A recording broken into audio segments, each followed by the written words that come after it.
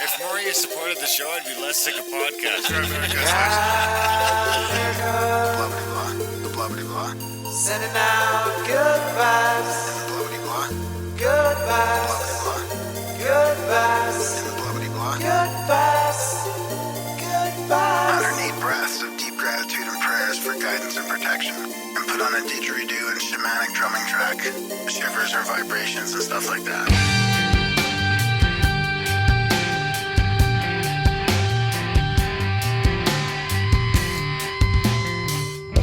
America.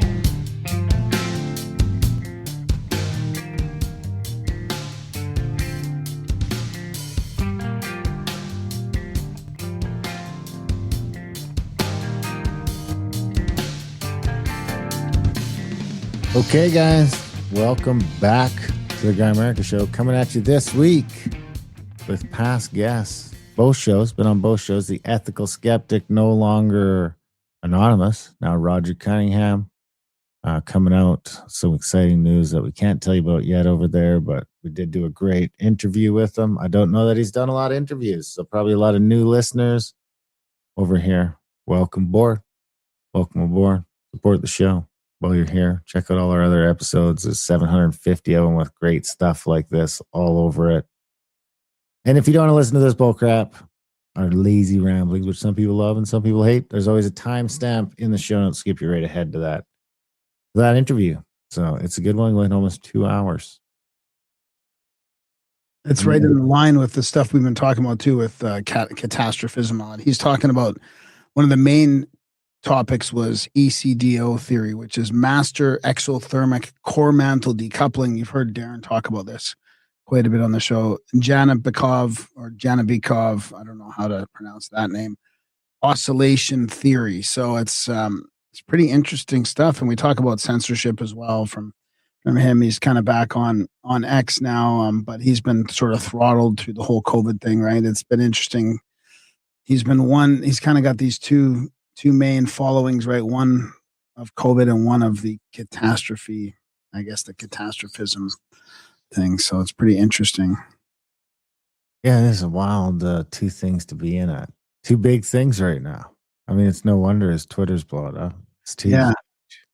I mean, I should just do the bio right now. He's managing partner, CEO, Georgia Institute of Tech, Systems, Science and Engineering, U.S. Naval Officer, ONI, ENTX, Ponerologist, author of the ECDO Earth Cataclysm Theory. And it's at x.com, Ethical Skeptic, or the ethicalskeptic.com is their website.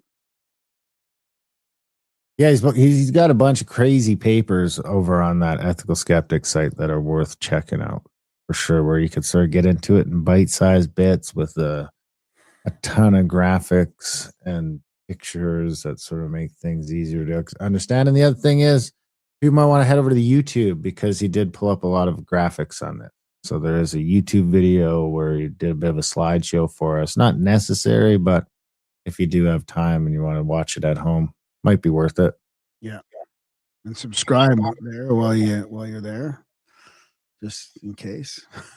Subscribe while you're there. We are back on YouTube.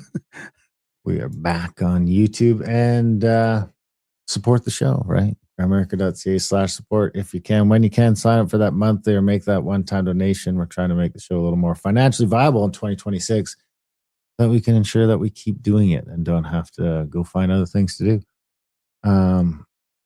It is, I mean, we should probably mention we had 2 past guests die this week. Wow, really? I was thinking about doing like a little montage video with our past guests who have passed. And I didn't realize it was 2. I mean, I'm sure I'll realize it when you tell me who it was, but there's a lot. There's been a lot. Eric Danikin. Oh, right. Yeah. And Scott Adams. So R.I.P. Rest in peace, brothers. Eric and Scott. 2 big game changers. I mean, really, they both changed the culture, like 2 huge. I mean, Scott was, if one person was to get out of cancer, I would think it would be Scott, with his cognitive abilities and his reach and his connections with alternative healing. Like, I'm surprised he didn't make it out. Yeah, I was hoping he was going to pull into that one, but what are you going to do? Of course, people want to go back and check out those chats, that we had with them now posthumous. I think, let me see, Von Daniken was 163. 163, April 1st, 2016, right around the time Trump started running. Almost 10 years ago. Yeah. In the thick of it. And then he would have been in already. Yeah. No, the vote was in November of 2016, wasn't it? November 2015, right? 2016 to No, it's 2016, and then he take office. Oh, okay. Because he just took office in 25. The election was in 24. Right. So that was like a few months before the election. We were getting prime hate right at that time, probably prime hate that was probably when we had already started talking about it, or we're just starting to talk about.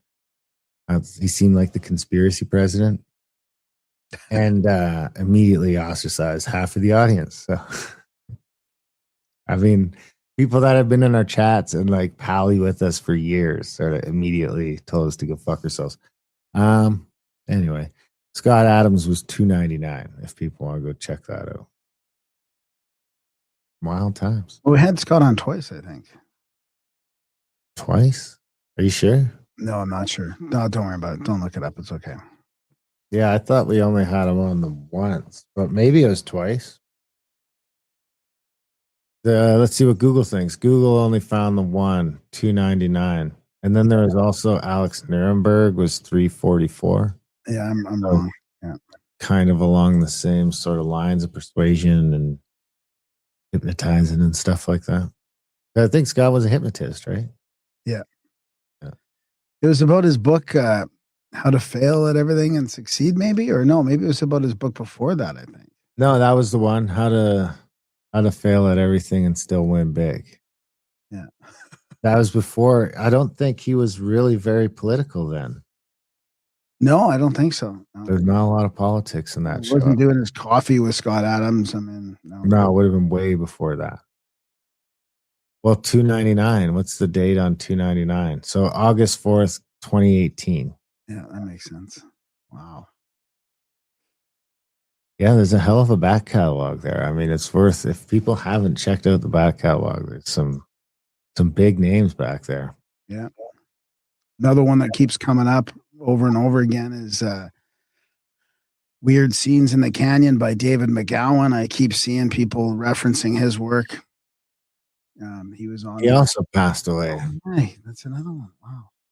And Stanton Friedman. Yeah, and the Canadian guy, the Canadian UFO guy, Paul Hellyer. Paul Hellyer. Yeah. And the Alberta Stonehenge guy, right? Yeah. Freeman. Was it Freeman? George Freeman, maybe, or something like that. Yeah. Huh. I wonder if we did a whole list, how many it is. Yeah, I think about 10 or 12, probably. It's got to be at least John Anthony West. Yeah. Huh. Wow. It's a shame. And, you worry it might accelerate. I mean, the one thing I've been noticing. Oh, Carmen Bolter? What? She died? Yeah. Carmen Bolter's in that list, I think. I think she did. I hope so. I hope I didn't just, jump the gun. But yeah, I'm pretty sure. I didn't hear that. Sorry to interrupt you. But yeah, quite a while ago now, I think. Probably at the beginning of, I'm thinking beginning of COVID, like 2021, 2022, maybe. Oh, yeah, 2022. Yeah. That's bad timing. Yeah. That's bad timing. I'm noticing a lot of GoFundMes lately, which is not good. It seems like 2026, not good. Not good when you have to do GoFundMes to stay alive. Like, it's not. No, I'm talking straight up like surprise cancer GoFundMes. Like, dude, it's a couple of weeks. That's what I'm saying. Like, it's not, so that's how good the Canadian healthcare system is. I guess because this is Canada? This is all Canadians. Well, no, it's probably not all Canadians. It's just like a bunch of young people with stage 4 cancer suddenly. I don't know how. John McAfee. You think he's dead? Yeah. Yeah. James Arthur Ray. You think McAfee's dead? I do. Yeah, I do. Because we talked to his wife, and I think his wife was sincere. I feel like he was sincere. I think he's out, man. I think he bailed on it all. He's out. I don't think so. He seems like Because the dead man switch never went off unless that was all just bullshit. But the dude was like running the antivirus company that was on all of the government's computers. You have to assume that you would have all the dirt on everybody. That's The why. earliest version of that. That's why he's dead. I mean, You don't think he took his bitcoins and ran? No, I don't think so. No. Hmm. We talked to him twice. I just don't think he. Yeah, I just don't think so. But I'm open. I'm open to it. I mean, Are you going through the list somehow with AI or something? Or are you just no, picking them out? just. Well, actually, I opened up our website and I was just scrolling down a little bit. That's how I found the James Arthur Ray. But John McAfee came to me just, off the top. That those McAfee chats were good. I mean, it was always a real pain to interview him because he was always fucking up to some crazy shit. You know, like one of the times I think he was on a boat running On a away. boat. It looked like he was in a Faraday cage on a boat. Yeah. So it was kind of spotty a little bit, some of the connection, but good chats for sure. For sure. And then, I mean, we had a lot of guys on early that like totally blew up too, that are like, you know, don't even respond to us anymore, but we had them on back in the day. We used to be kind of chummy with like Duncan Trussell. And then we could have a list of people that died before they came on the show. That we're supposed to? No, they were like NDEs. Like they died and came back and then came on the show. How many do you think are on that list? Probably 6 to 12. Huh. I'm sure we've had at least 6 people on that have died and came back to life.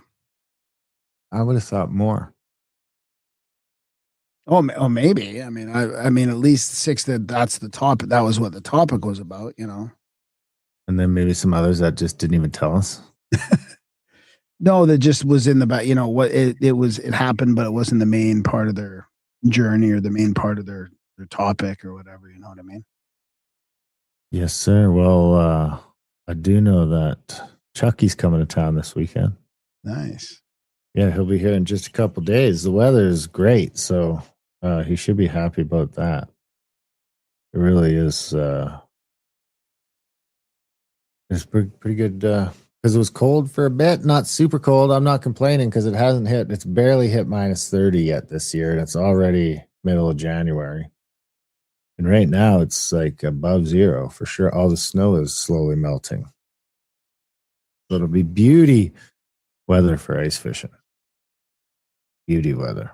It's no fun when you're freezing your ass off the whole time. And the shack was fun. I went with the wife on Sunday, and it's in the shack, so you can really see into the hole. You can see down to the bottom of the water. You can watch the fish bite your hook. You got heat. You got limited power. You know, I brought my batteries so you could watch YouTube. Got the camera to put down in the hole. It's gonna be a good time. You're gonna miss out. Wow, that's pretty cool. You got a camera to put down the hole and everything? Yeah, and he's got a TV in the shack, so you can see the camera on the TV. Well, that rod that Shauna was using to catch that massive fish, is that a pike? Must have been a pike. Yeah, it was all pike. Got all pike. How did that little rod even do that? I mean, it looked a little like off balance, or not off balance, but out of place or something.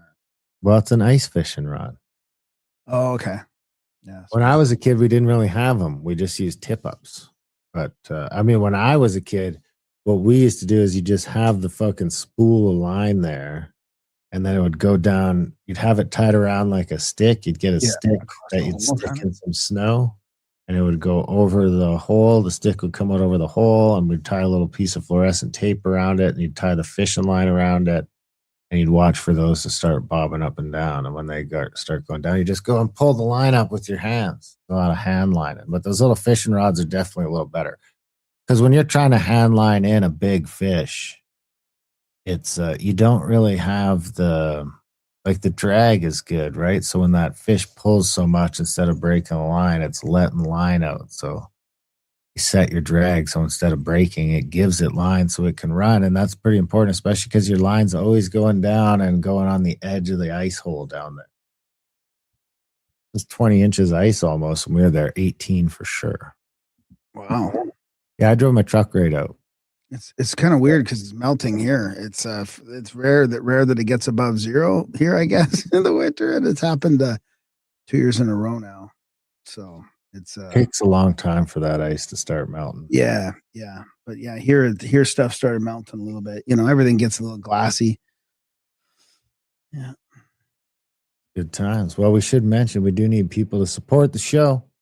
America.ca/support if you can, when you can. That's just how we run this thing. We want to keep running it. We need people to keep supporting.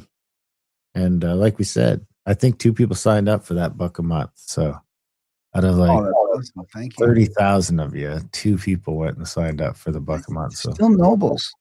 They're still nobles. But it would be great if one of them is anonymous.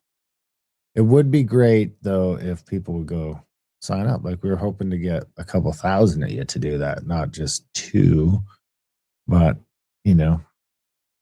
good start. I won't complain. We do have some people to thank this week that aren't anonymous. Now, if I can find that email I just had, that's the wrong email account. That's right. We want to thank Fisky Donovan. He sent us 5370, which is a weird number. I don't know. You see any reason for that? Is that some... I'm going to times it by 12. No, that doesn't make sense. Oh, actually, you know what? So if I times 5370 by 12, that's 644. That'd be just about like 500 US. Maybe it's a $500 a year donation. It's on Stripe, so Stripe doesn't tell you if it's a monthly or not. And then someone, I'm not going to mention that one because that's someone who must have signed up for the... whenever it's that 110 amount, it's usually someone that signed up for this outlawed Substack. Did someone sign up for the outlawed Substack? Yeah, so I think that's, I'm just going to double check my screenshots, but I think that's all we got for this week. I did, oh, no, oh yeah, I can't mention that one. Wouldn't that one have been nice, so... Shout out to you, Lord Paul. I know you probably almost had a heart attack. But you know what I did think? Let me just double check because I thought there was another one here and I can't seem to find it. But yeah, shout out to Lord Paul. It was a funny story. I won't tell it unless you say it's okay. So there's that one. That 1071 from Nicholas Solmia. I think that's a monthly as well. And then one of our, so that's the $1 a month that I can't mention there. Yeah, so that's it. Slow week, guys. Come on, pick up the pace. Pick up the pace. We're coming out just. This is a banger of an interview. It really is. Thank you, everybody, though. Yeah. Thank you. Thank you to the people that do. I'm not bitching at you. I'm bitching at the plebs. Yeah. Was I muted when I answered your question about the Substack one? Yeah. Yeah, you're muted. Yeah. That came through, yeah. That's good. I mean, if people want to check that out, people have been liking the roundups we've been doing over on the other podcast, Grimerica Outlawed. You can go over there. It's you can get the first hour, all of them for free, and see if you like it. But that's the type of content. If you like the intros, it probably resonate with you. Where Graham and I just go back and forth trading clips and stories and stuff we've been following during the week. So that's over there. You could go there. You could sign up. That helps too. You could buy audiobooks. That helps. I mean, we just need 2026. We're in Canada. It's falling apart. So we just need more support just to keep the wheels on this bitch. Grimerica.ca/support. Sign up for a monthly or make a one-time donation today. I don't think, people could check out my Substack and stuff if they want to see crazy shit. Oh yeah, we should mention that for sure because this listenership should. I mean, they should know that Darren's becoming a famous in Alberta. Yeah, they might have seen your work in the wild. The last thing you want, really, it's better to just be famous everywhere but home. Yeah, we've been very stealthy in our podcasting popularity so far, but things are getting close to home. Yeah, I wrote a couple open letters that sort of blew up, got posted all over Facebook. You might have seen them in a while. They're all over all the social media now at this point, which has garnered some interesting phone calls and opportunities. We'll see what happens there. But yeah, that shit went nuts. I had to put my Facebook down and lock it down. What do you mean by that? What does that mean? Well, just so I don't have, because I had people going on my shit and taking screenshots and stuff, and I got pictures of my kids on there and stuff like that. So you had to take what do you mean? You remove access? You have to be one of my. You have to be a friend to see my stuff. Oh, okay. Before it was just sort of wide open, Wild West, because it was pretty chill most of the time. But now it's not. So now it's fucking bonkers. I'm getting texts from people. Hey, man. That's good. Yeah. That's great. We'll Some see. interesting opportunities here. It's going to be interesting to see. Maybe 2026 is the year of Grimerica. You could help it be the year of Grimerica by heading over and signing up for that monthly. Like we said, even if it's just a month, $1 a month, we'd appreciate it. You also check buy our audiobooks, adultbrain.ca, or on Audible or Spotify. You can come on a trip, contact@thecabin.com. We're going to Easter Island in 3 months. We're going to the Solstice Festival in 5 months. We're hanging out with Randall Carlson again in 8 months. Pretty busy year. And then there's that big Malta trip that's about 25% gone already that people are getting in early, making the deposit, and then doing the monthly payment. So they have that shit all squared away when we go in about 14 or 15 months. I guess 16 months from now is that trip. We'll be gearing up to head out. So that gives you plenty of time because it ain't a cheap trip. We're going to 3 different islands. There's planes involved. There's boats involved. Nice hotels and really good food and sort of the 4 or 5-star experience. It's like a 4 pretending to be a 5. Because 5 just gets retarded. I mean, honestly, that one hotel we stayed in the Azores, it was too much for us. You're not even really comfortable. Yeah. Anyway. Check that out. Contact@thecabin.com. I think we already did the bio. So we'll leave it at that. Share the show. Tell your friends about the show. Support the show. Most of all, enjoy the chat with Roger Cunningham, the ethical skeptic.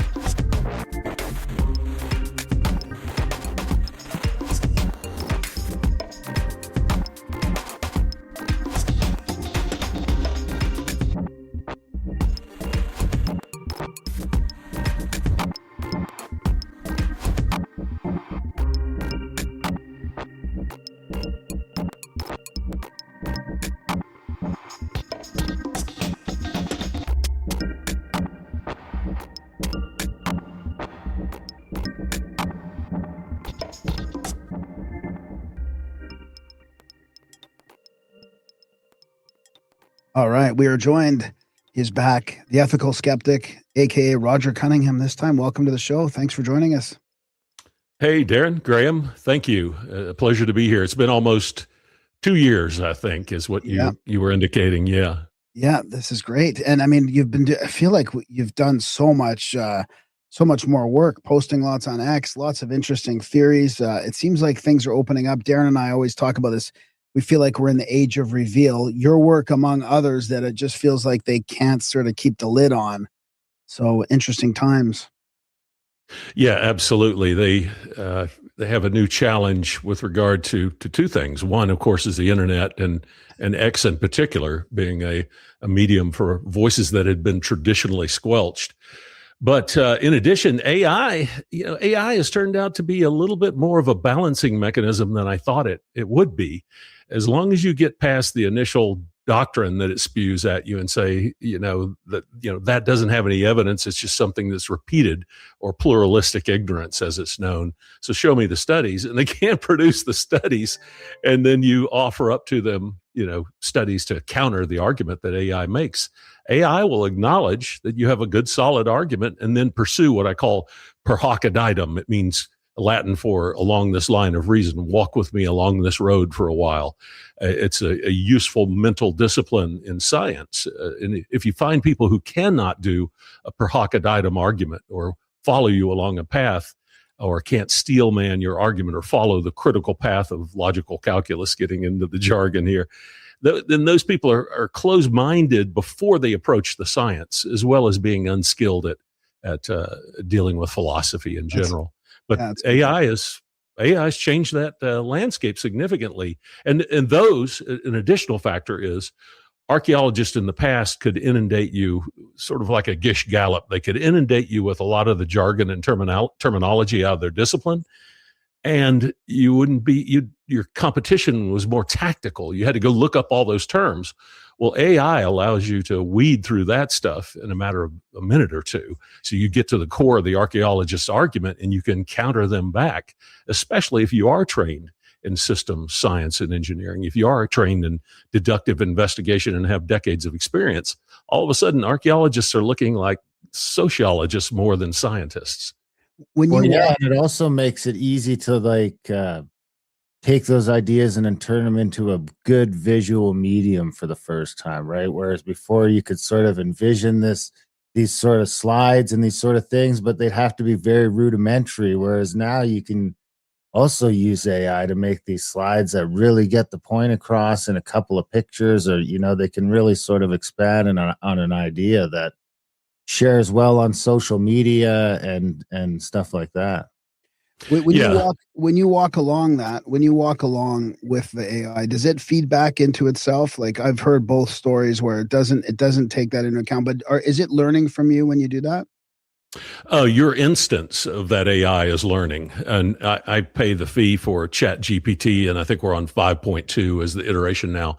It has gotten progressively better, but once it understands something in the discourse between you and its instance, that's the session that is running just for you. It keeps that intelligence, that knowledge, that epistemology throughout the remainder of your discussions. And sometimes it'll lose a placeholder or a bookmark or a reference that you previously discussed. But if you remind it, it'll go back and capture that and bring it into the conversation. So I'm finding ChatGPT, when I finish a session with ChatGPT and we look and we steel man the narrative from archaeology, and then we look at the 411 recitations and the logical structure of ECDO theory, ChatGPT sides 95% with ECDO theory, but the problem is that's only that instance. If you go and log in as someone else, or you go to your friend's house and say, "Hey, log in and ask ChatGPT about this," it's going to be amnesiac and it's going to go back to the default again. You have to exercise that entire argument again to get it convinced in that quote instance with your friend. But still, it's an ally through the whole process in general. Well, it gives you the ability to sort of bounce it off it. And it almost helps that it wants you to be wrong. I find that helpful because in a lot of the subjects we're using it for, it doesn't want to help. It wants to just kind of poo-poo you on a lot of stuff. So for what you're using it for, that's probably especially helpful because you're trying to plug holes. I have tested ChatGPT, putting in the mix an insistence on something I know is wrong, and logically framed an argument to support it, although it would be casuistry. It was a pseudo argument that I propped up just to see how it would respond. And it stood its ground. I really liked that. So when I get into the depth of probably 90% of the ECDO arguments, and I've got the ample recitation, background to support it, it follows along, and it doesn't give certainty to my deductive and inductive inferences, but it gives a high probability. I put some of the quotes in the articles I've written. It ascribes a high probability to the either the possibility or the likelihood of ECDO theory being real.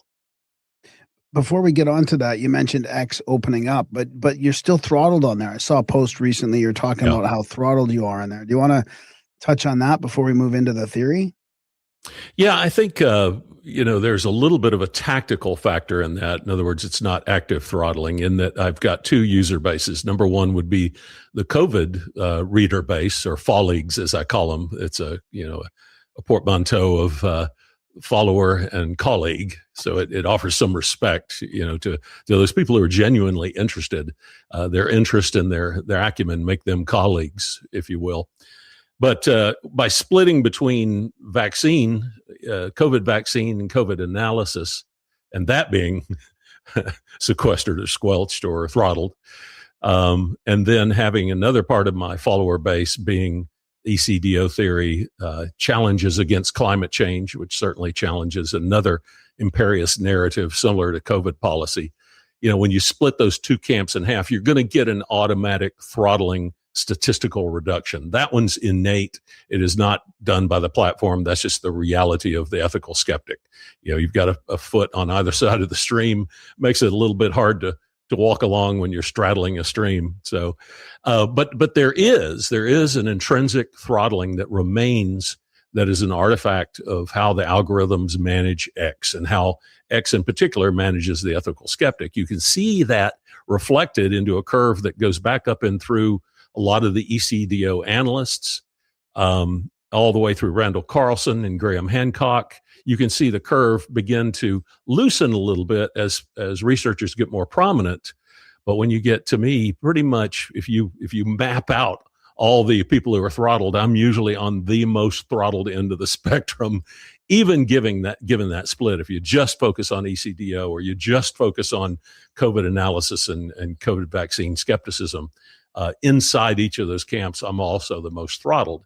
Why that is, I don't know. I know that the former CEO, before Elon bought Twitter and then renamed it X, Jack, he followed me and only followed, I can't remember, it was something like 240 accounts. I think there was a protective factor there with Jack following me. I never got canceled off the site, which was odd. But the algorithms were still able to play behind the scenes regardless of that following. That's kind of what I was wondering, if it was left over and it needs to be manually adjusted. Like there's these, I could be totally off, but I feel like there's these old settings from before it opened up that are still maybe in there, but I don't know. There's definitely old settings on our account, because we don't get any traction on anything ever. And we were deleted for like 2.5 years. So I'm sure that.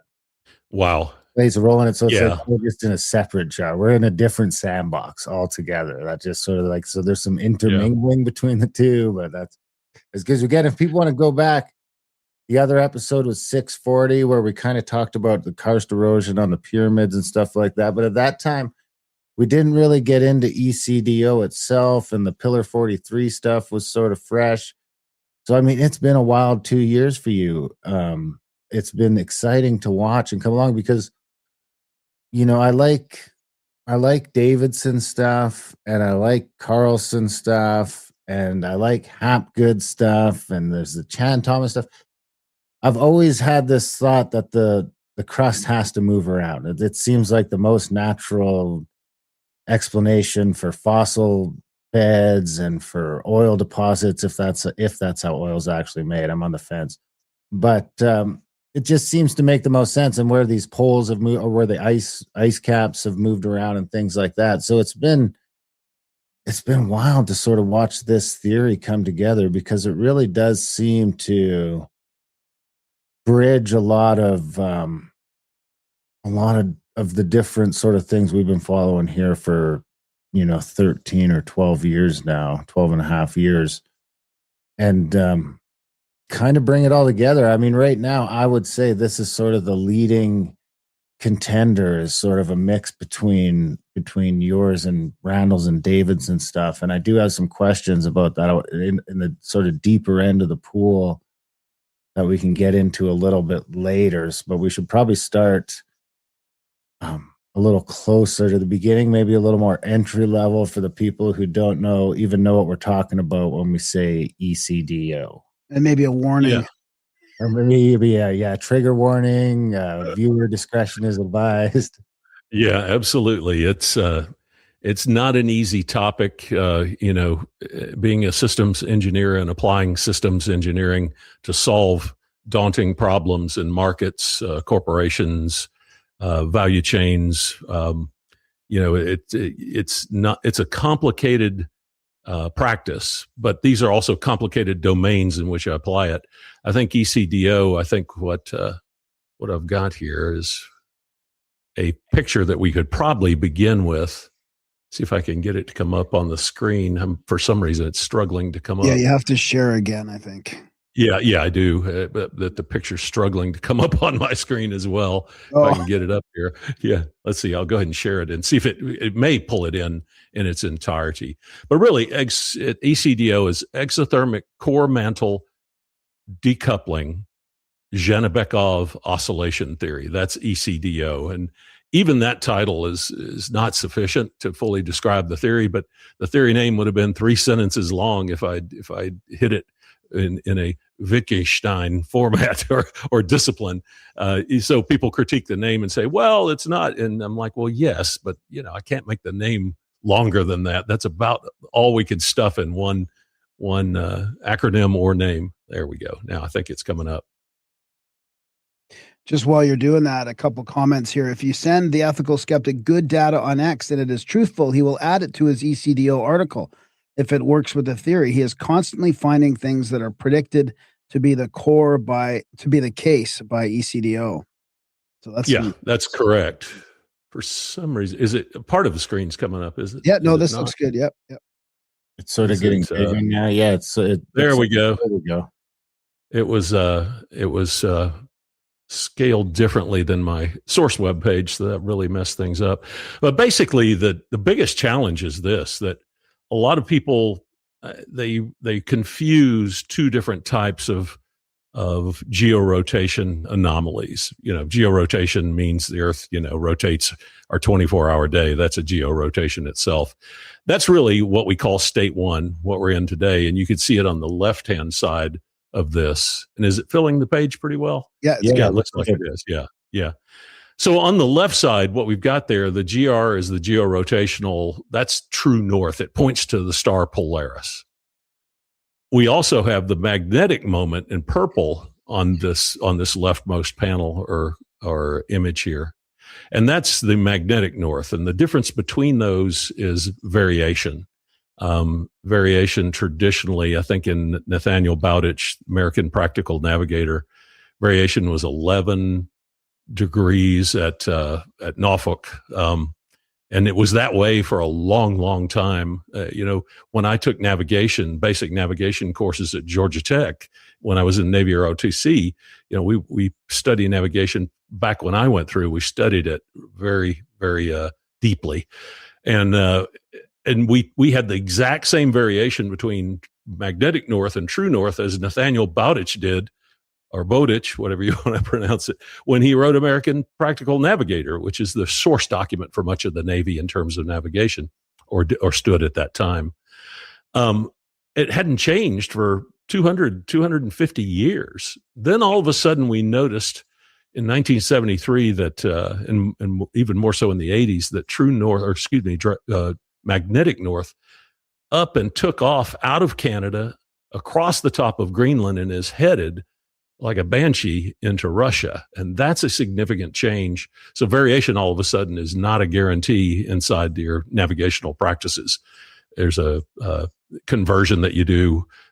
I think it's CMD TAE or something like that, that allows you to convert between true north and magnetic north if your true compass goes out and you need to manage or navigate magnetically. There's a conversion between the two. But suffice to say, they're two different things represented by the purple pole here and the red pole here. That's what we call state one. That's what we rotate in right now. If that purple axis, and I bring it out to the front of the image here so that it has a little bit more pronounced perspective here. That's a geomagnetic excursion. And then that is what we theorize possibly precipitates the follow-on which would be called a true polar wander. And you can see it here in this third panel.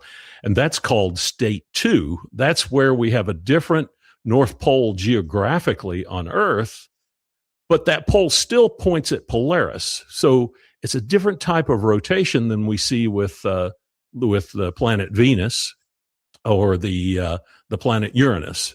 Those have, and this confuses people the most, and naturally so, because it's somewhat abstract in terms of understanding how these two are different. That's an axial obliquity tilt. That is where the rotational pole no longer points at Polaris. This is an added energy state rotation, this state that Venus and Uranus are in, or Uranus are in. That's where the planet actually tilts, an obliquity tilt. That requires an outside impetus of energy to affect that. A lot of people confuse that with what we're describing in ECDO theory. What we're describing in ECDO theory is a zero added energy natural feature of rotating bodies called a true polar wander. It doesn't require outside energy. It just requires specific dynamics in the rotational mechanics inside that rotating body. And that's what we indeed have with ECDO theory. The reason we introduce Janibekov effect is not because the Janibekov effect causes or precipitates this true polar wander. This is state 2, this third panel here. But that the Janibekov pathway, or the Janibekov rotation, that 3-moment rotation, which is a natural feature of rotating bodies. You've seen those films in the space station where a wing nut flips around on its own without anything touching it or adding energy to it. It flips around on its pole naturally. That's the pathway of least resistance that the Earth takes between state 1 and state 2. The Janibekov effect does not cause this. It acts as the pathway of least resistance along which the Earth rotates during this true polar wander. That state 2 ends up placing a point in southern Africa as our georotational North Pole. So Santa Claus has got to move from north of Greenland, fly all the elves and all the toys to somewhere in southern Africa and set up shop there during the period in which Earth rotates in state 2. That georotational pole still points at Polaris as it always did. It's just that the outer components of the Earth have rotated around in a natural evolution of a rotating body. This is something we should have known all along, but we keep smoke screening the argument with axial obliquity tilts, which of course are very difficult to make happen. And that argument is used as a red herring, if you will, to distract from an ECDO type argument. So what we've postulated in ECDO theory is something akin to annular polar motion or Chandler wobble, as you can see those on the screen here. Those are not ECDO rotations in themselves. However, they are good indices as to, are we getting some ECDO-like effects in this true polar wander component of our georotation? So there are groups that are starting up now to track those indices and in close data monitoring so that we can see, is there something anomalous happening here? Should science be watching this?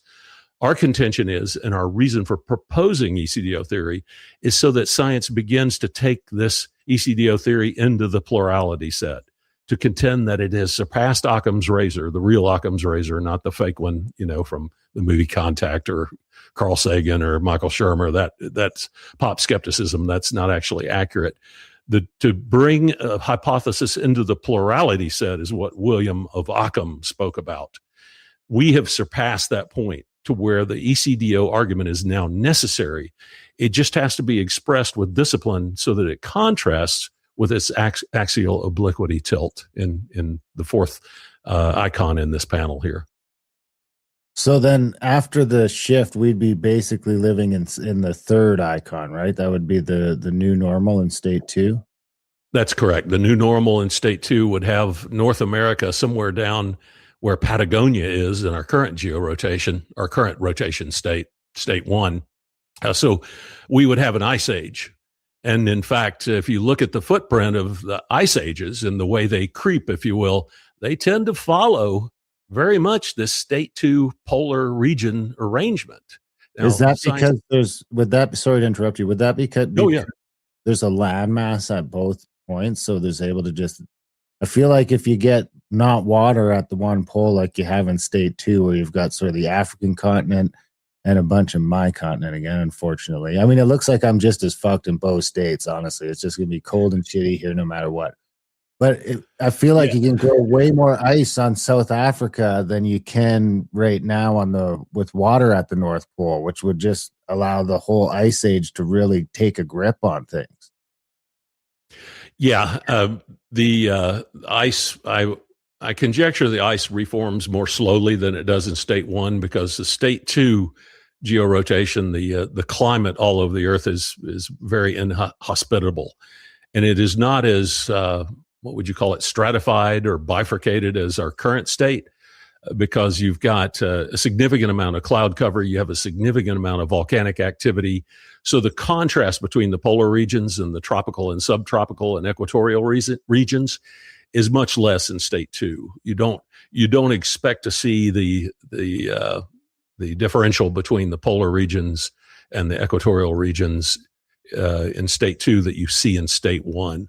So that throws us a bit of a curveball in terms of survivability, of course, but also in terms of trying to monitor the geostrata accumulation, stratigraphy, cyclostratigraphy science, and of course the ice cores.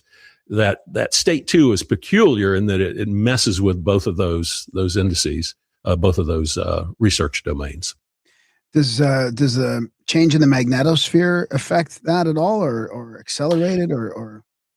It does, but what we've got is under ECDO theory, and Ben and Randall also postulate this, and by the way, most of us agree about 80, 90%, maybe even 95% with Ben Davidson. We agree on 80 to 95% of the tenets of ECDO theory. Well, only thing we disagree on are some of the specifics, but it's not enough to really make a big to-do about. I favor Ben's core argument and his entree, his segue into the causality of an ECDO rotation, I think is very strong. So I defer to Ben on that when you look at galactic current sheet, but he more focuses on the solar micronova and its impact on the core. I defer to him for that portion of the argument. I begin at the core. And the reason I begin there is because it dovetails into climate change very solidly. And we must begin the argument there in order to get this leveraged into the plurality set. In other words, get it before and discussed by science. Yeah, and it's worth mentioning that other guys in other disciplines like Robert Schock and some of these other guys are also, I mean, they're not going as far as you and Ben are going, but this micronova from the sun thing is really starting to catch steam in a few different areas. Yeah, absolutely. And I haven't researched it to back Ben up. Maybe I'll have the time someday, but right now it'd be a waste of my time when he's accelerating through that very effectively. So that's why I defer to Ben. With the case of Dr. Schock, I attended a conference I think 10 years ago with him, and we talked a little bit after hours, and most scientists and researchers are willing to offer up conjecture, and they make it clear that it's conjecture above and beyond what they'll say on stage and before the audience, and rightfully so. And really, it's part of the confidentiality is just keep that to yourself. Recognize that it's conjecture, but these fully, tenured and fully recognized, if they're not tenured scientists, they have to be reserved in even their conjecture. Because even if they have a good sound epistemic backing for what they're saying, they can be crucified before the scientific community. It's extraordinarily unfair, much less be accepted inside of any kind of peer review. Can this, in this model, can it be affected by outside influence, whether that's impact or just the passing of another body? Because when I think about that wingnut floating in space, it looks to us like it's random. But there could be some sort of outside influence, gravitationally or otherwise, that maybe we're not just witnessing. So I'm just I guess the first question would be, is there a cycle to it? And the second question would be, do we think there's any sort of thing influencing? If it's not on a cycle, then is there an outside influence? The Janabekov effect, as I mentioned earlier, doesn't require any outside influence. It's a natural feature of a 3-moment problem rotating body. Can the cycle be measured on it then? Like if they watch that nut spin, is there a timing?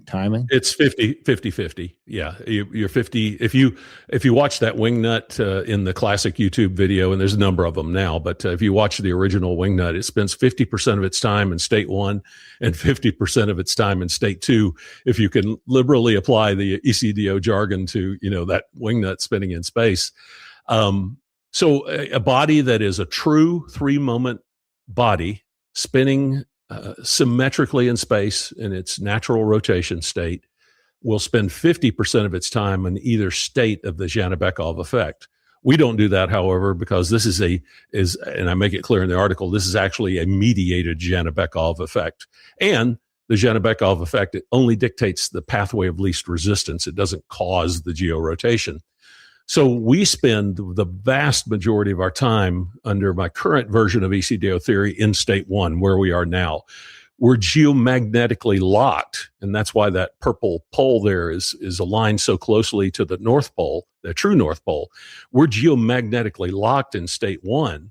So we don't actually require a celestial body to fly by or some type of energy impetus, say for maybe the scalar A and phi field of the sun. We don't require the polar ice caps to melt or the oceans to rise or anything like that to precipitate this ECDO rotation. All that has to happen is the geomagnetic core to go below a certain threshold in both its permeability, that's the measure of the magnetic strength of the core, the lattice of the inner core in particular, and its declination. That's how far off of true north it wanders. And that we have right now. That's the circumstance we have right now, which is alarming a number of people. I'm staying away from prognosticating the next event because we don't have enough information to get people panicking. I don't want to cause people stress or anxiety or destroy their world or cause them to feel like that we're going to flip over in 20 years or 5 years or whatever people are predicting. That would be irresponsible of me to do that. We don't have the evidence which substantiates that. Well, all I'm saying is that happened at some point in the past. It explains and unifies the preponderance of our geostrata and oceanic and remnant isotopic data in the geostrata. These are all the archaeologist and geologist jargon that you have to look up with the help of ChatGPT. But it unifies what we've observed in our historic or history of the planet. And that's why I feel it's strong. And we can get into some of those evidences and arguments if you want. It's had to be a strange journey because you kind of went from a comforter at the beginning when you were like telling people not to freak out because COVID wasn't that bad to now like sort of the antithesis of that. But just to make sure I understand this first one correctly before we move on. So it seemed like the purple line, that's your geomagnetic north.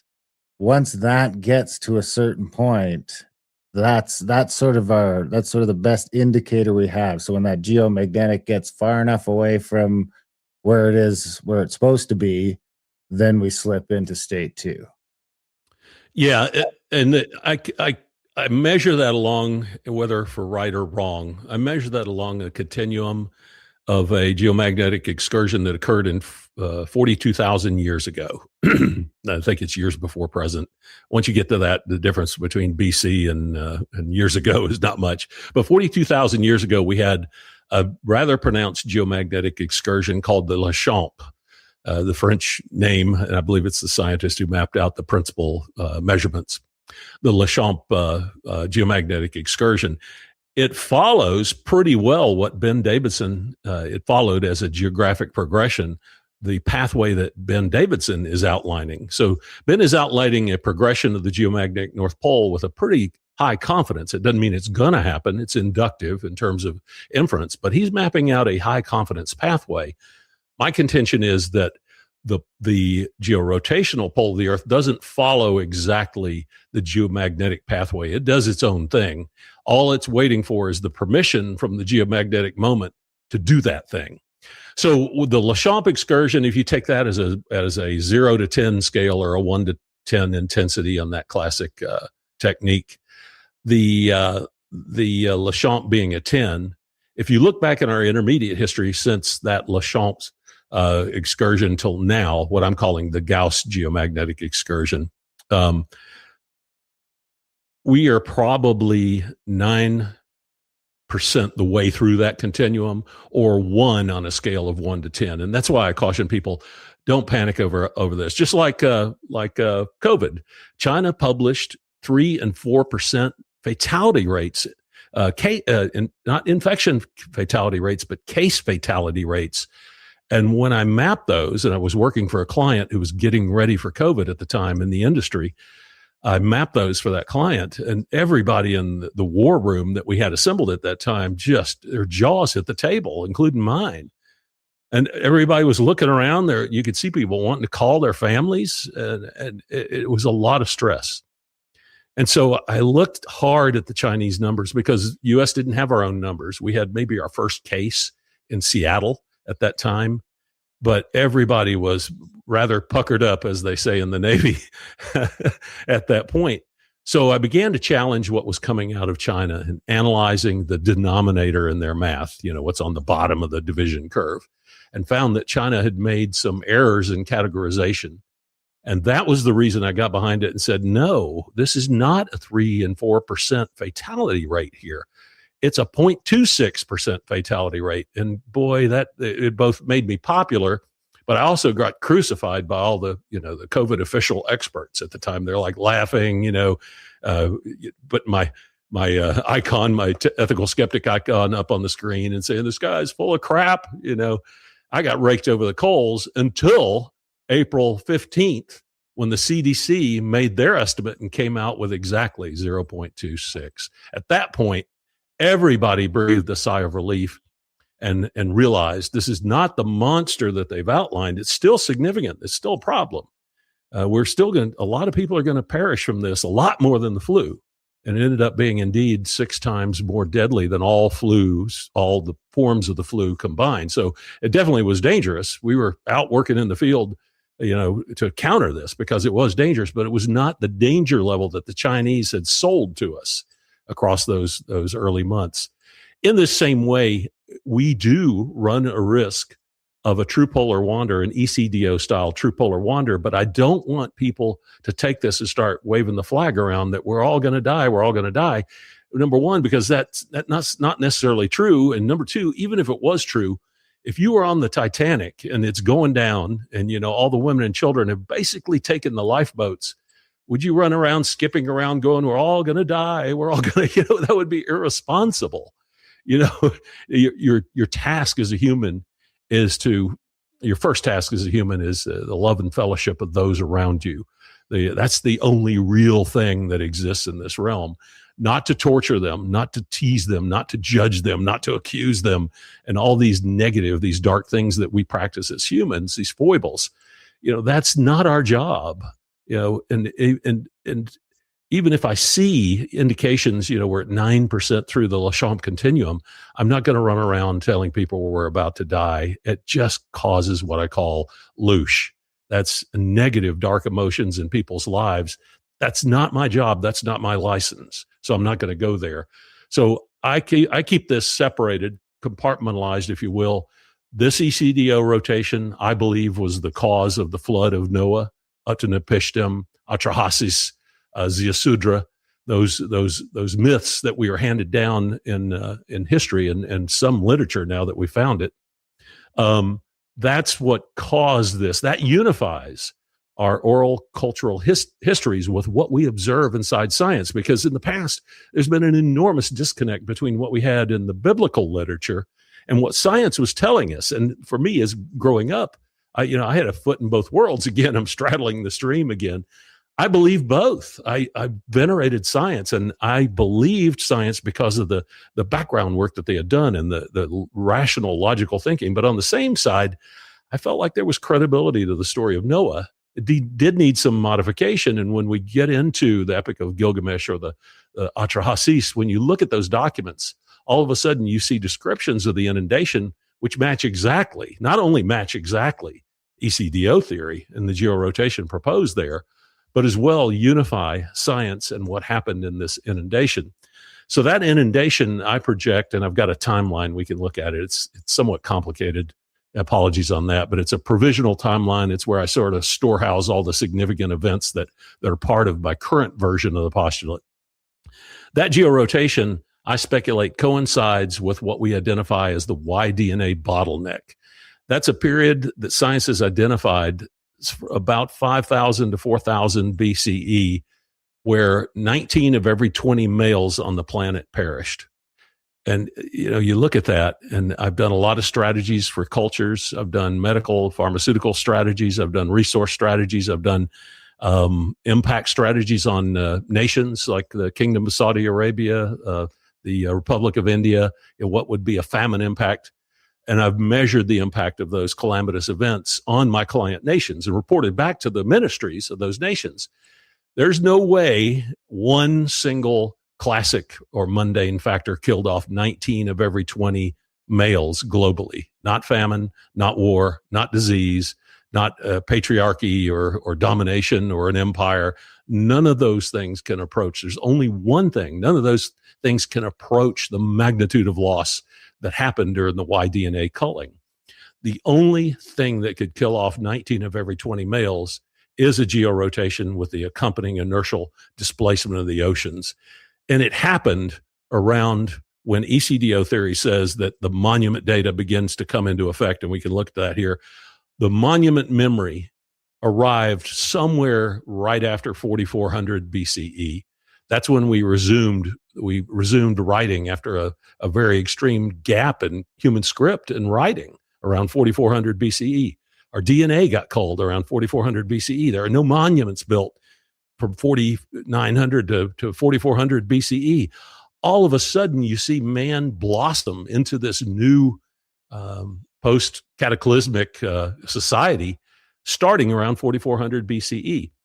Match with that the mitochondrial DNA that we see, the footprint or the diversity that is included in our female population, and you see about an 8 out of 20 culling, anywhere from 8 to 12, I believe it is, as a percentage of culling.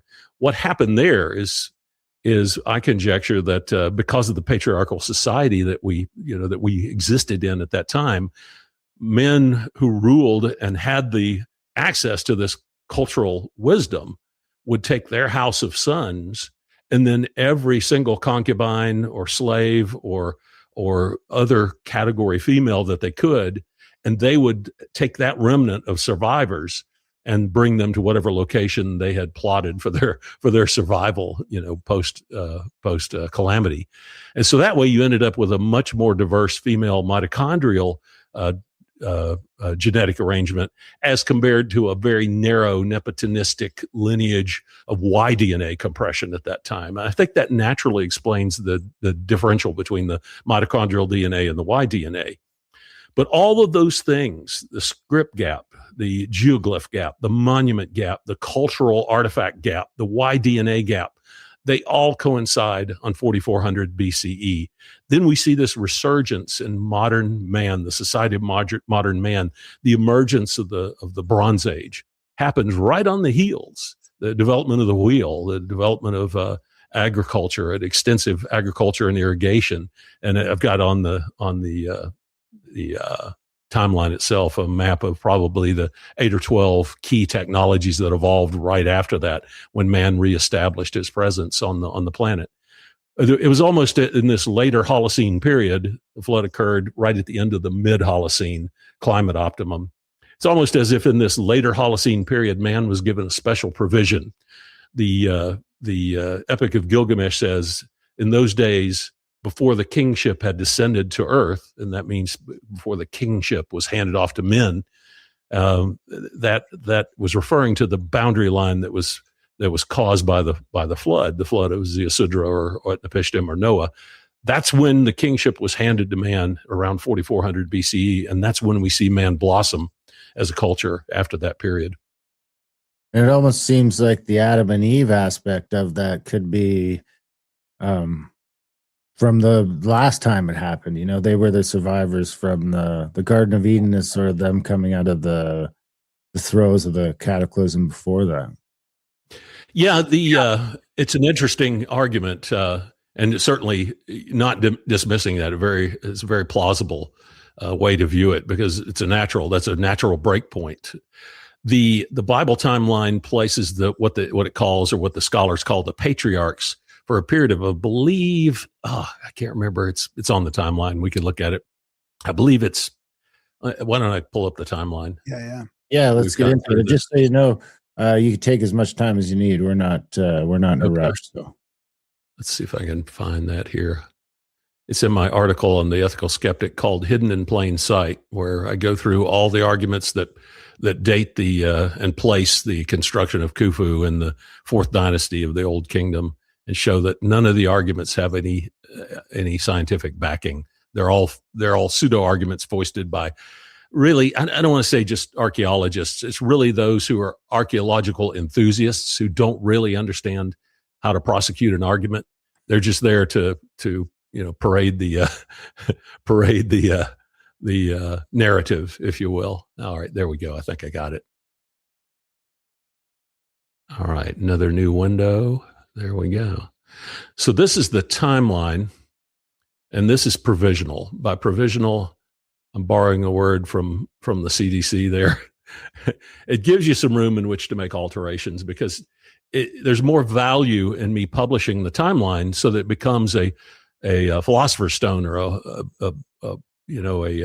a punching bag, or whatever. It's your working stone. Not everything on it is going to be correct, Right. But its existence helps discipline your argument and your tracking of the epistemology. It's absolutely critical in this whole exercise.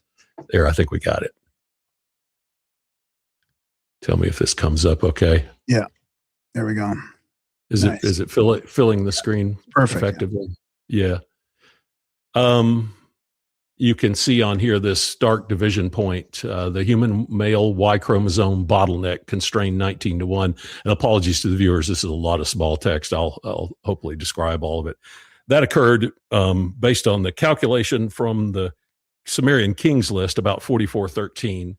But I had to modify some of the kings that were listed as living, 200 or 900 years. I gave those kings, it's just 3 or 4 kings that tailed off from the period of time before the kingship was handed to man on earth. If you look left of this 3 mark here, that's the golden age, or the Holocene climate optimum. During that period, man purportedly by the Bible lived, 400, 600, 900 years. I forget what Methuselah's final age was. But the patriarchs existed, according to biblical scholars, 1,656 years prior to the flood. Now, of course, that's a high question. That's a cultural history that you've got to take with a grain of salt. It's not the basis for deductive inference. You've got to take it with a grain of salt, match it to everything else. So I included here as really a reference point. But the patriarchs all existed by that reasoning prior to the flood for about 1,656 years. They existed underneath other agencies, other kingships. I don't know what term to put on it, but I call it here the golden age of Enlil, Cronus, Saturn, and the Elohim. That's a period of just fanciful mythological descriptions of the characters who ran the earth at the time. Now, to the degree that's right or wrong, I can't certify that. All I can do is label this period prior to the Bronze Age, prior to the flood, with a special, if you will, asterisk categorization. It's that we roughly call the Golden Age. Something odd was going on at this time. At that time, mankind presided in this semi-nomadic era, was not a large population at all on the planet, yet across a rather long period of time, or nominally 6,443 years under this timeline construct, existed after the Meltwater Pulse 1b cataclysm in a stable population for a period of time. And that's when we conjecture that men, or someone equivalent to men, but we say men, built Göbekli Tepe, Karahan Tepe, Seberch Tepe, all the Tepe, most of the Tepe cultures. We contend that the penultimate stone in the Queen's south shaft of the Khufu pyramid marks a star chart that corroborates 9600 BCE as the date of construction of the Khufu pyramid. That's this golden age in which the core of these older monuments were built, not the fourth dynasty of Egypt. There's no proof of that. In fact, the carbon-14 dating in the primary two studies, the Lerner study and there's a second study that were done, and they haven't really done any follow-up studies since. Those carbon-14 datings place the activity around the pyramid at 4000 BCE, not at 2450 when the narrative says the pyramid was built. So the pyramid is clearly older, far older than the fourth dynasty of the Old Kingdom of Egypt. It was not built by Khufu. Khufu does not claim to have built the Cheops or the Great Pyramid. So what we have here is a long period of time in which those structures existed. That's what allowed the karst erosion to occur on the body of the Sphinx. That's what allowed the karst erosion to occur on the lower portion of the Khafre pyramid. And I use Khufu and Khafre as titles or names or handles for these pyramids, but I am not stating that those pharaohs built these pyramids in any way, shape, or form. They did not. The Khafre pyramid has karst erosion. Karst erosion on it is erosion that occurs when limestone is no longer down in the base of the floor below the ocean where it can't be eroded. That's where limestone forms, is underneath the ocean. It's, quote, not exposed to the ocean in truth.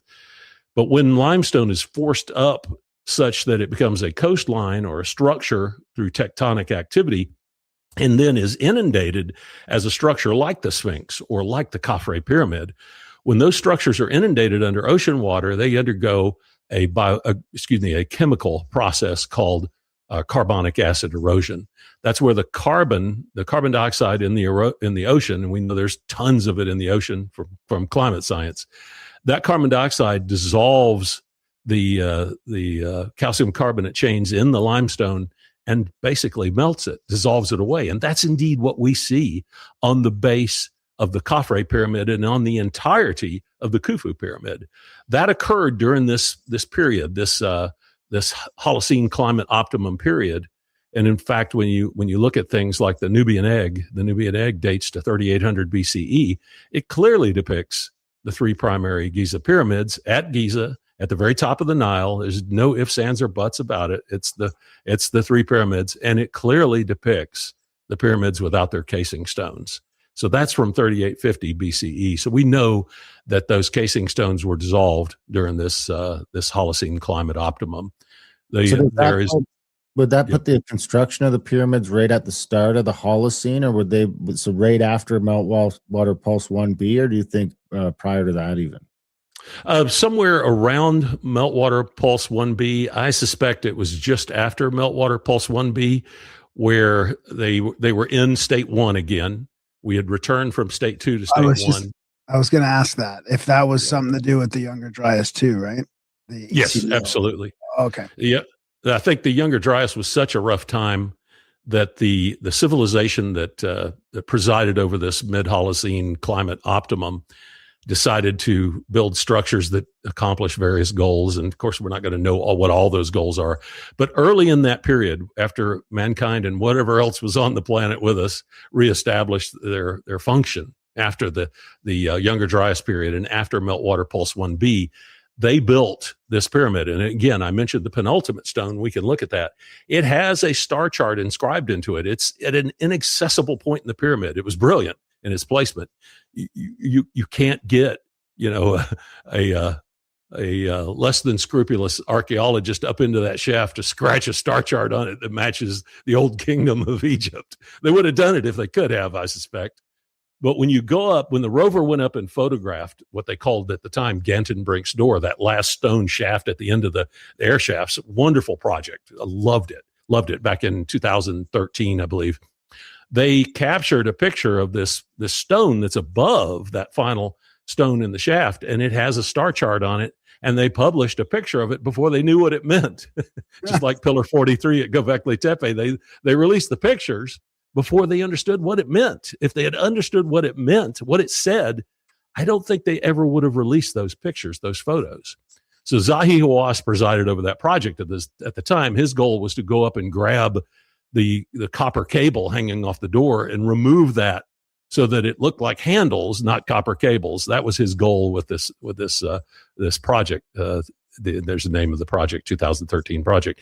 So what we see there on the penultimate stone is a star constellation, a set of constellations that are carved into the stone. And when you map those in Stellarium or Starry Night Pro 8, that's what I use, it's absolutely clear. That stone depicts 9600 BCE. And it's much stronger than the Khufu Cartouche argument by orders of magnitude. And plus the Khufu Cartouche argument, you can see that the ochre there is shiny. It has not oxidized. It has not penetrated into the interstitial matrix of the stone. It's an obvious fraud. But this stone, this penultimate stone at the end of the south air shaft out of the Queen's Chamber, no ifs, ands, or buts. It depicts a star chart from 9600 BCE. That places Khufu and Khafre prior to this second inundation, this inundation of Noah, Utnapishtim, Atrahasis, and Ziusudra. That's our inundation of legend. That's what we hear about in the Bible. And that's what we conjecture on this timeline occurred around 4400 BCE. So that would put, that could put the Enoch, because it almost seems like that could put Enoch back in that time, because there seems to be stuff in the book of Enoch where they're talking about preparing for a cataclysm, and they're looking at, you can even read it as they're in Peru or they're down, by Machu Picchu and Teotihuacan and these other places looking at doing it. And we've been to enough of these places, not there yet, but we've been to enough of these places to start noticing how much this cyclopean that we call architecture looks the same all over the world. The nubs of this, we've got good friends that are sort of at the forefront of that research, and it seems like wherever those nubs are, it would seem that those guys were part of one civilization that maybe knew Noah's flood was coming. I think it's an argument that has to be placed into the discussion. Something exceptional happened during this golden age. Mankind was only a part of that. I don't know the specifics, and I don't want to make claims in that because it is all based on cultural histories, oral histories. I don't even want to call them myths because they replicate among cultures. A myth is something that one cult made up to explain, their eschatology, their ontology.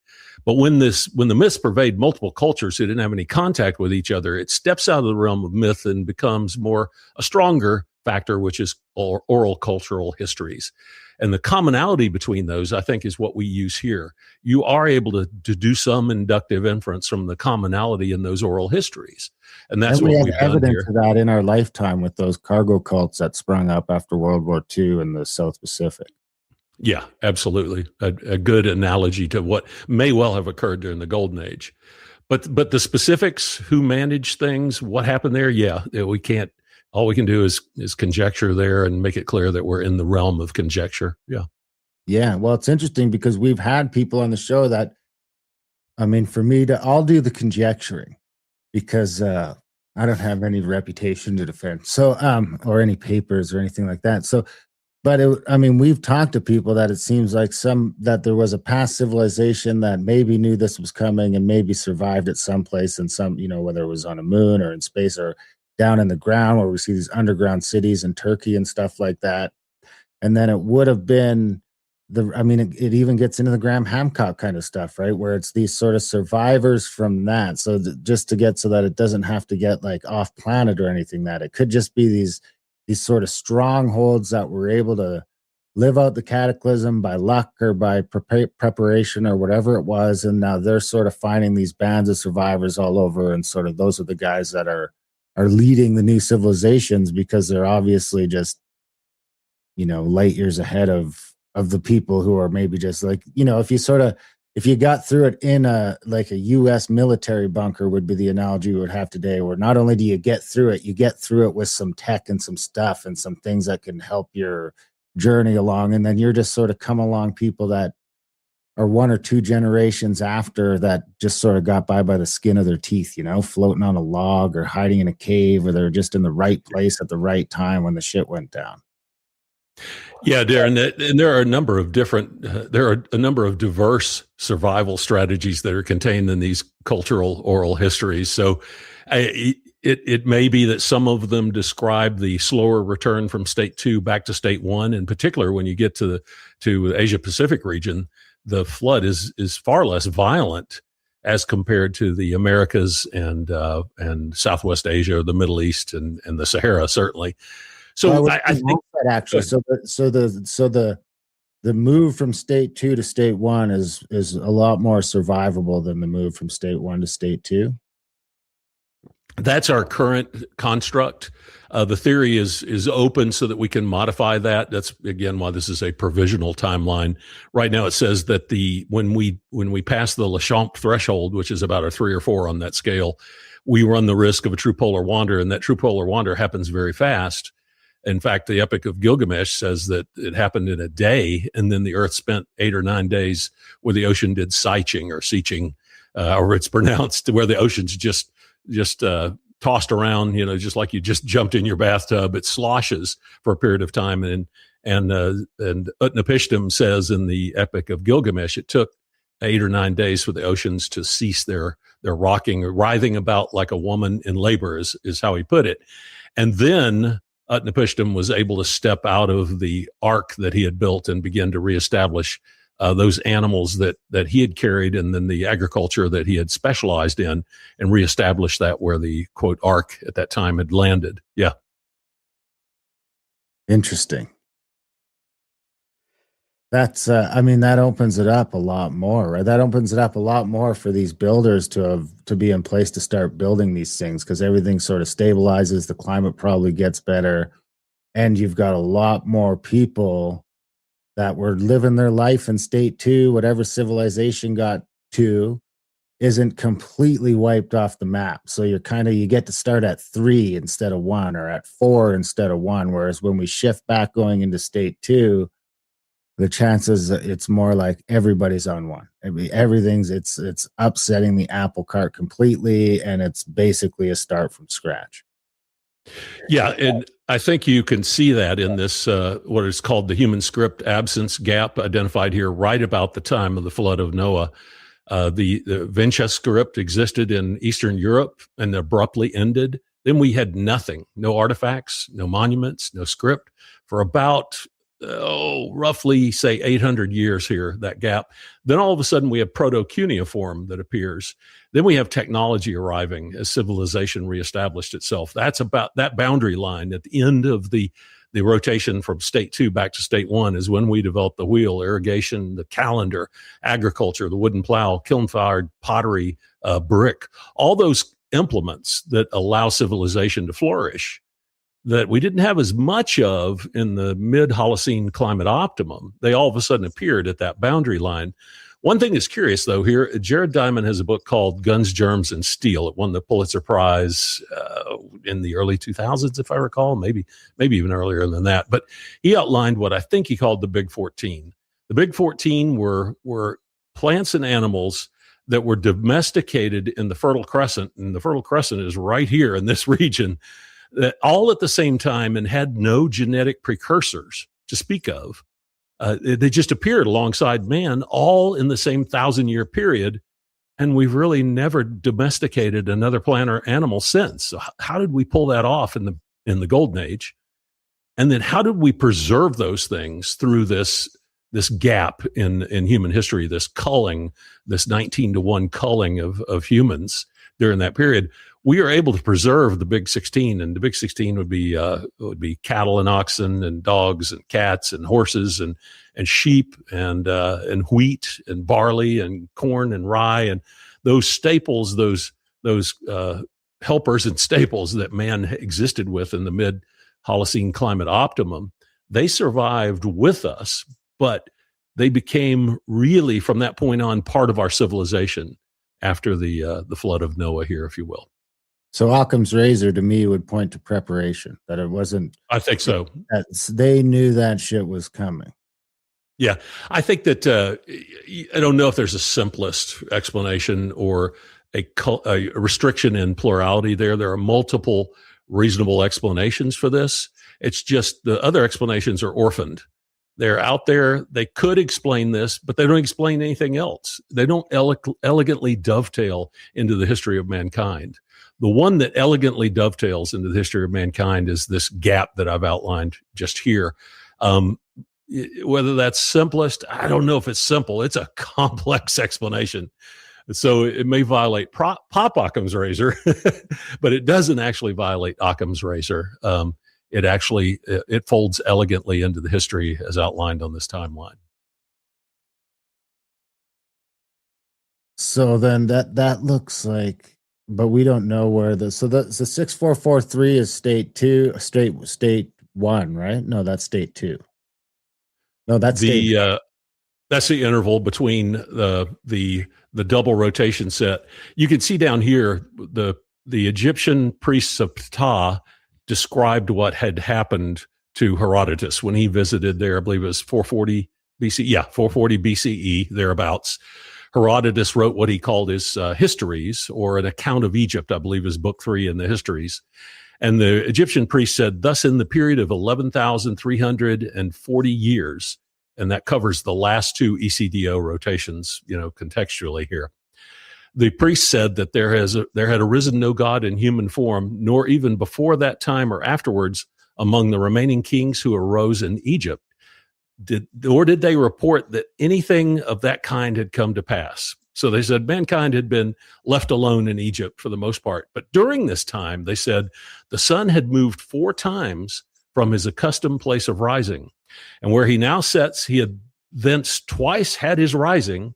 And in the place from whence he now rises, he had twice had its setting. And that's their archaic way of describing 4 total ECDO rotations, a state 1 to state 2 rotation that occurred around 10,800 BCE, a state 2 back to state 1 rotation that complements that shortly thereafter. We conjecture anywhere from 50 to 400 years thereafter. So that's a double rotation, if you will. And then again, another ECDO rotation set marked 3 and 4 here on the timeline. That is the flood of Noah. Put that in quotes. It's not actually a flood. It's an inundation, cataclysm. A flood is where the water rises up. And so it wasn't actually a flood. It's an inundation or displacement. This 3 and 4 here would be the second occurrence. And indeed, this matches both the time frame as well as the logical structure of how the sun rotated in the sky as developed by the priests to Herodotus in an account of Egypt. I found that pretty significant. And the problem with this chart is that the current date is somewhat somewhat equal to the other gaps. Yeah, Or not, I have 2. The other cycles. Like, we look like we're at the end of the cycle here. I'm sitting there with my calculator and I'm running it, and I'm putting this into the graphic, and I take 4413, the Sumerian Kings list date, and I calculate off the 6,443 years, which is exactly 1/4 of the great year of the precession of the equinoxes, which is significant on all these stones. We'll see it with pillar 43 at Göbekli Tepe and other pillars in the Tepe or Taz culture in Turkey. I pulled off that 6,443 years, and it came out to 2030, and I'm like, oh crap. So I make it clear that's not a prognostication. That's just a placeholder. I also have a 5,200 year interval here based on the Nubian egg depiction that is also a harmonic in here. We've already passed that date, so I have to take that one with a grain of salt. Another reason I call this provisional, it's a set of conjecture for evaluation. It is not preaching, final claims and, and truth, if you will, put that in quotes. Yeah. So Göbekli Tepe in this would be sort of right at right around number 2 almost, because don't they say that was buried right around? Yeah, Graham. 9600 BCE is the carbon dating for the majority of activity around Göbekli Tepe. It's matched by Karahan Tepe, which is just to the east-southeast from Göbekli Tepe, and it's matched roughly at Seberch Tepe, which is to the west-southwest. So good, solid dating there. The only problem is, and we can get into this, is that the actual horoscope, or if you want to call it that, or the celestial depiction on Pillar 43 at Göbekli Tepe is not from 9600. No, there's, again, I hate to say this. They said this in Zero Dark 30 when the young lady who discovered where Osama bin Laden was hiding out. They said, how confident are you in this argument? She said, 100%. And everybody at the table rolled their eyes. And she goes, okay, I know you guys, 100% certainty freaks you guys out. And she goes, okay, 96% plus. So we're at 96% plus confidence that the asterism depiction on Pillar 43 at Göbekli Tepe identifies 14,800 BCE, which makes a solid argument that the activity at Göbekli Tepe in 9600 BCE was an honoring, a redeployment of those stones. It was not the original structure. The activity there, and I certainly, heed the outcomes of the carbon-14 dating for the various things that can be dated. Can't date the stones themselves, but the charcoal and the organic matter that is embedded inside the activity around that structure, you can date that, just as they did with the bakeries around the Khufu Pyramid. They got some peripheral dating there through that type of activity. This indeed is also peripheral. The Göbekli Tepe structure, I think, was originally in the form that utilized these pillars. And that's why we have asterisms which match to 14,800 BCE, but were reused in 9,600 BC in the most familiar form of Göbekli Tepe as we view it now.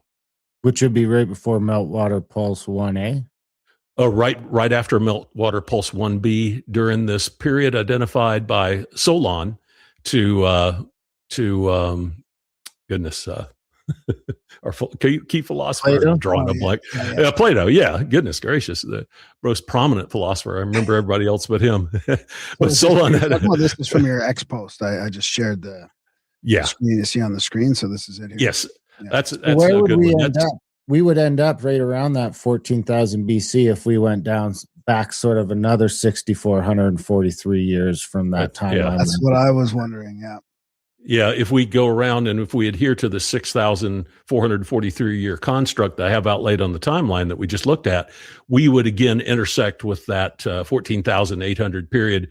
And ostensibly, we would have another state 1 to 2 and state 2 to 1 set of rotations at that time. And of course, lots of legend and cultural history that we would document.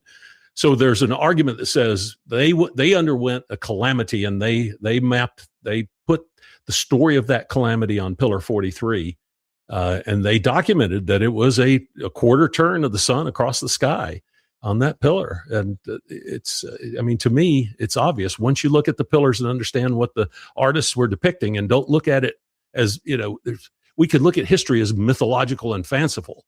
But if we look at everything in history as mythological and fanciful, we're going to be the most well-informed, ignorant people that ever existed.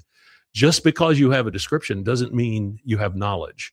Knowledge comes from intelligence, and you've got to look at these pillars and derive intelligence from them, not just roll your eyes in the air and preach ethereal descriptions. It was cults, skull cults, and hunter-gatherers, and symbolic, and tombs of the dead, and all these things that are pseudo-arguments. They can explain anything, everything, and nothing all at the same time. Those should not be foisted first under science. Specific arguments need to be foisted first until you're forced to actually have to accept those default arguments as reality. In this case, Pillar 43 falsifies all those fanciful pseudo arguments. That's why I contend they released Pillar 43, the imagery, before they knew what it said. And that, fortunately for us, they did that. And pretty well stopped. Yeah. Pretty well stopped completely. It's what are the chances that such an important pillar would have been uncovered? I mean, it's hard for me to accept that these things that we're finding are so important to the planet, and they're not just little tiny culturally significant things that they were working on themselves and their tribes or whatever. Like that's what's weird to me, that we're uncovering these things that have big implications. I have been whispered to, so it's not evidence. Please do not strawman me, the listeners, that I'm claiming this. I don't have evidence for this, but I hear in the after sessions and some of the conferences I've attended that there are disturbing artifacts that have been unearthed and were not included in what is offered to the public right now. That bothers me. That's a human rights crime, if indeed that is the case. All over, or Göbekli Tepe specifically? Göbekli Tepe specifically. If indeed that's occurring, that's an if, that's a human rights crime and would be subject to not only disqualification, but putting the administrators in jail or in prison, because that's an insult to mankind. The fact that they have stopped excavation there and the documentation of that stoppage is well argued in the discourse of literature and communication around the site. So it's not something that's, Lee Clare can say, oh no, we haven't stopped. Yes, you did, because there's been significant debate about that stoppage. Just because you may have a little bit of activity going on right now doesn't mean you're doing substantive exposure of artifacts there or substantive research activity. That's, I believe, and that's conjecture, why they stopped further exploration of anything significant at Göbekli Tepe. Fortunately, we got Pillar 43. Are there more Pillar 43s, in quote, that exist that help us improve our intelligence, our understanding of these pillars? I would imagine there are, possibly in our possession, but almost certainly under the ground at Göbekli Tepe. Yes. The thing that always interested me about Göbekli Tepe as well is I find it extremely similar to the carving style of the Moai on Easter Island. Absolutely. The belly button or the phallic hands around the waist. And they show 5 fingers. They're very meticulous about showing that they possessed 5 fingers. Well, I won't comment any further on that. But the hands brought around the front of the body were a cultural identity. Why they had to do that, I don't know.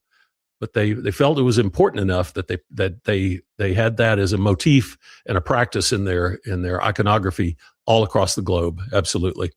And it seems like by the amount of sediment on those things that I would put those back in that 14,000 year ago sort of area as well. I would think so.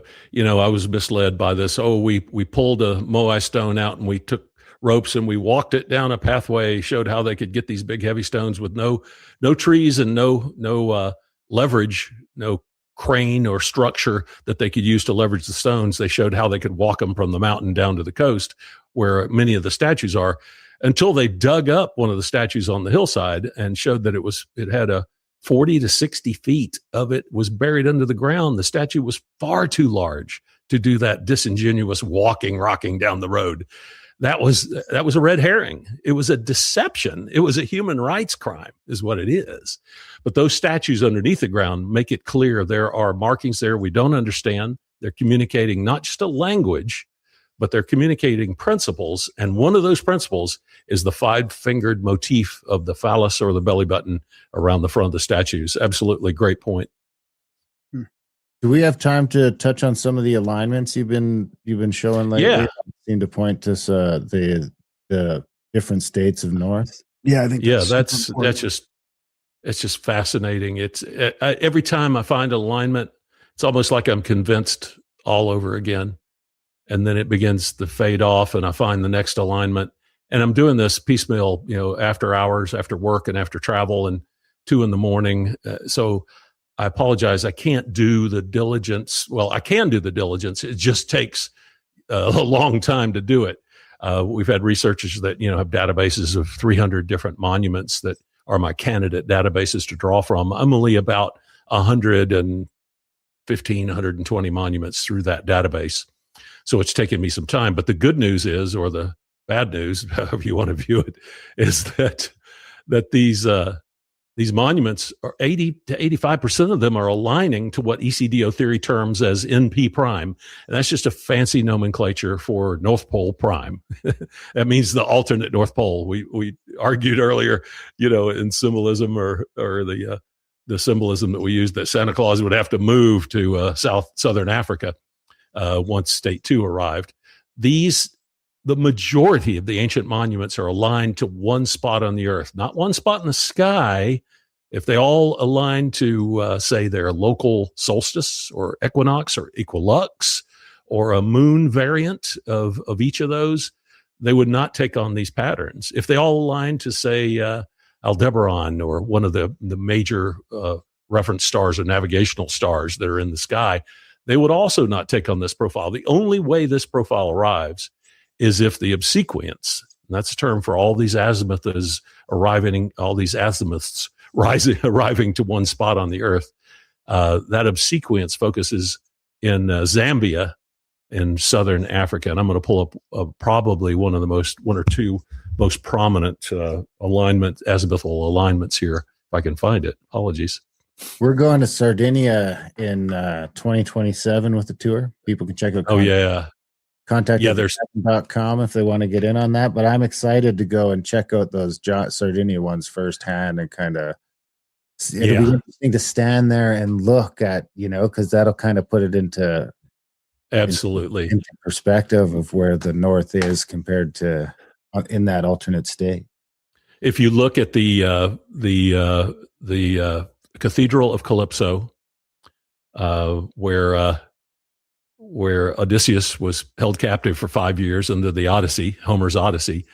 If you look at those two main chambers of the Cathedral of Calypso, and I've got that in the article as well. I've got the Nazca lines pulled up here.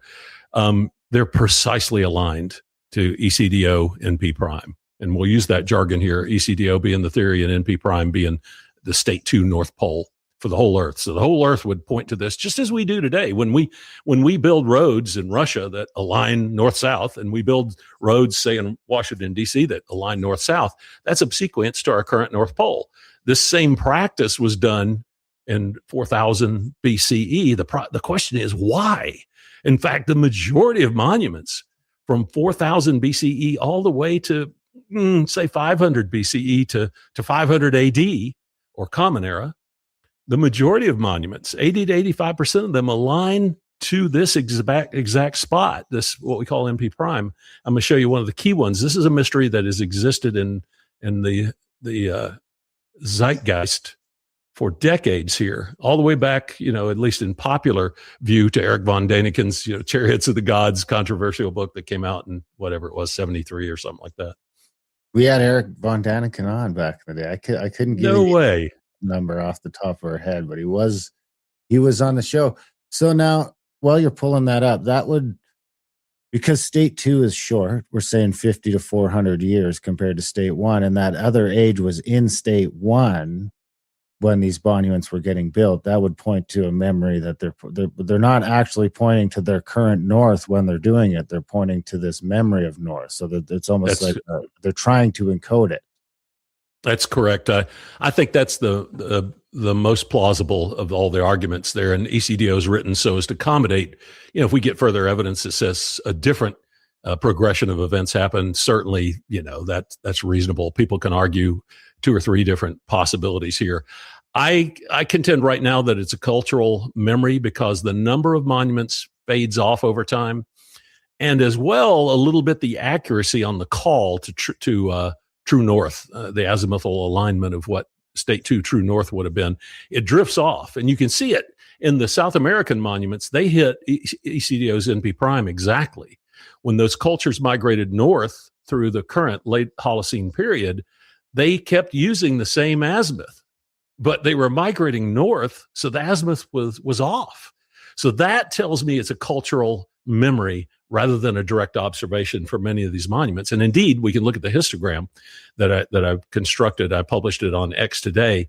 You can see the drift off in that cultural memory. It starts right at the tail end of the State 2 to State 1 rotation back to where we are now at 4400 BCE. And number of monuments are built. And then all of a sudden it begins to taper off. And somewhere around the arrival of the Romans, we adopted a new mind. We came into the modern age, and we forgot about this sordid history and said, it's a new age, forget about all that. So we lost that cultural memory. But you can see here, the Nazca lines, they're there are several components that are, quote, the Nazca lines. The oldest components and the key derivatives of intelligence with regard to the Nazca lines are not the animal shapes. The animal shapes still have an argument unto themselves that we don't understand. And so ECDO leaves that placeholder open. Let's continue to deliberate that. But underneath those animal shapes are what we truly call the lines. And those were scratched into the earth or stone stacked into the earth far before the animal images or depictions on the Nazca Plateau. Key among those lines are what we call the mandala. There are a couple of these reference points. The mandala is the geodesic or the azimuthal reference that is utilized by all the lines on the plain, on the Nazca Plain or plateau. This is the most prominent one, the most complete one, and this was developed first because it's the surveying reference point from which all the other asterisms or depictions or lines were referenced. And this is oriented along a primary axis of 108 degrees. You can see it here.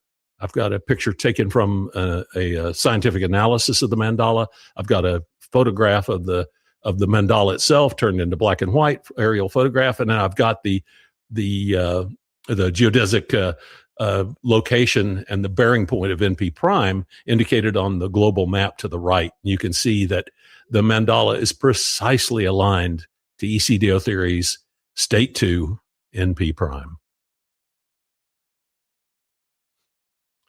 Bingo.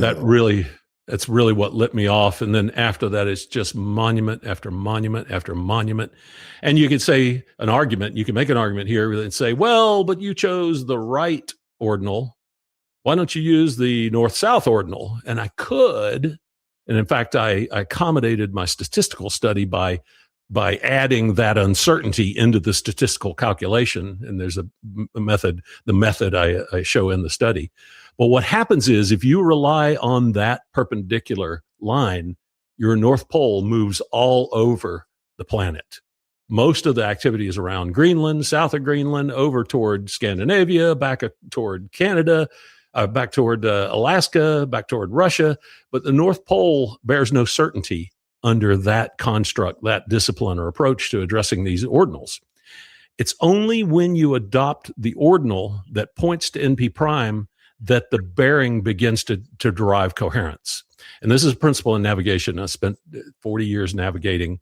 When you take bearing shots, axial bearing shots, as opposed to a single bearing, you take an axial. That means that the item you're shooting could be to your left or could be to your right. There's some uncertainty there. What you do to resolve that is you watch how that axis changes over time.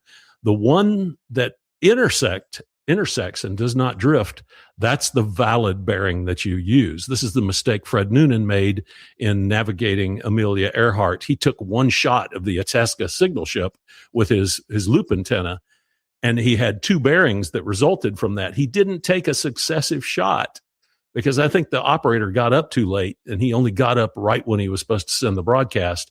If he had waited 3 minutes and allowed Noonan to apply what's called the 3-minute rule in his navigation, Noonan would have seen that one bearing was drifting severely and one bearing had focal coherence. And he would have known to turn left to Howland Island rather than right to Gardner Island. That's the mistake that is made here. These mandalas, these reference points, these axes of these temples are not pointing to our current North Pole because the axes drift over time significantly. The only ordinal that does not drift is the ordinal that is consistently aligned with NP prime of state 2 under ECDO theory, just as you see here with the mandala for the Nazca lines. That's interesting. I want to pull up this thing quick. This is, you kind of got to ignore all the other stuff on it. It's like a paper on continental drift and stuff like that. Gotcha. But I just thought it was interesting on here, mainly just because of where they show this. Let me see if I can zoom in. Where they show the location of the South Pole.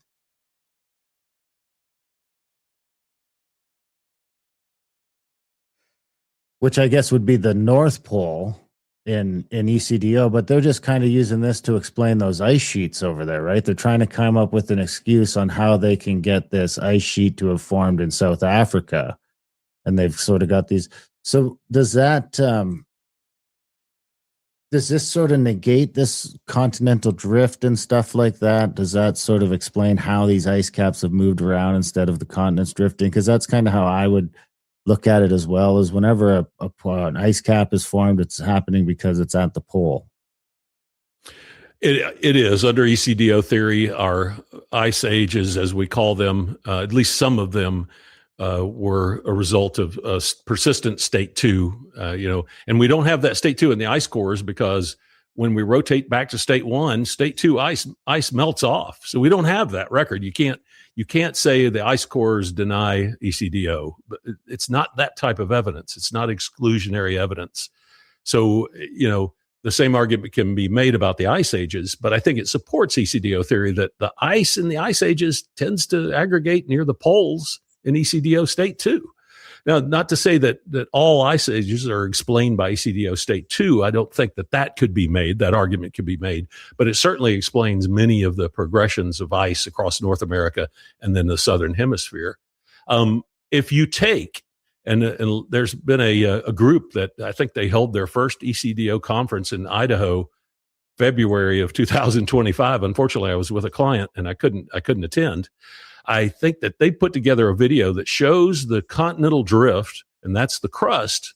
It's not equivalent to ECDO theory. ECDO decouples at the mantle, so that would be the mantle and the crust.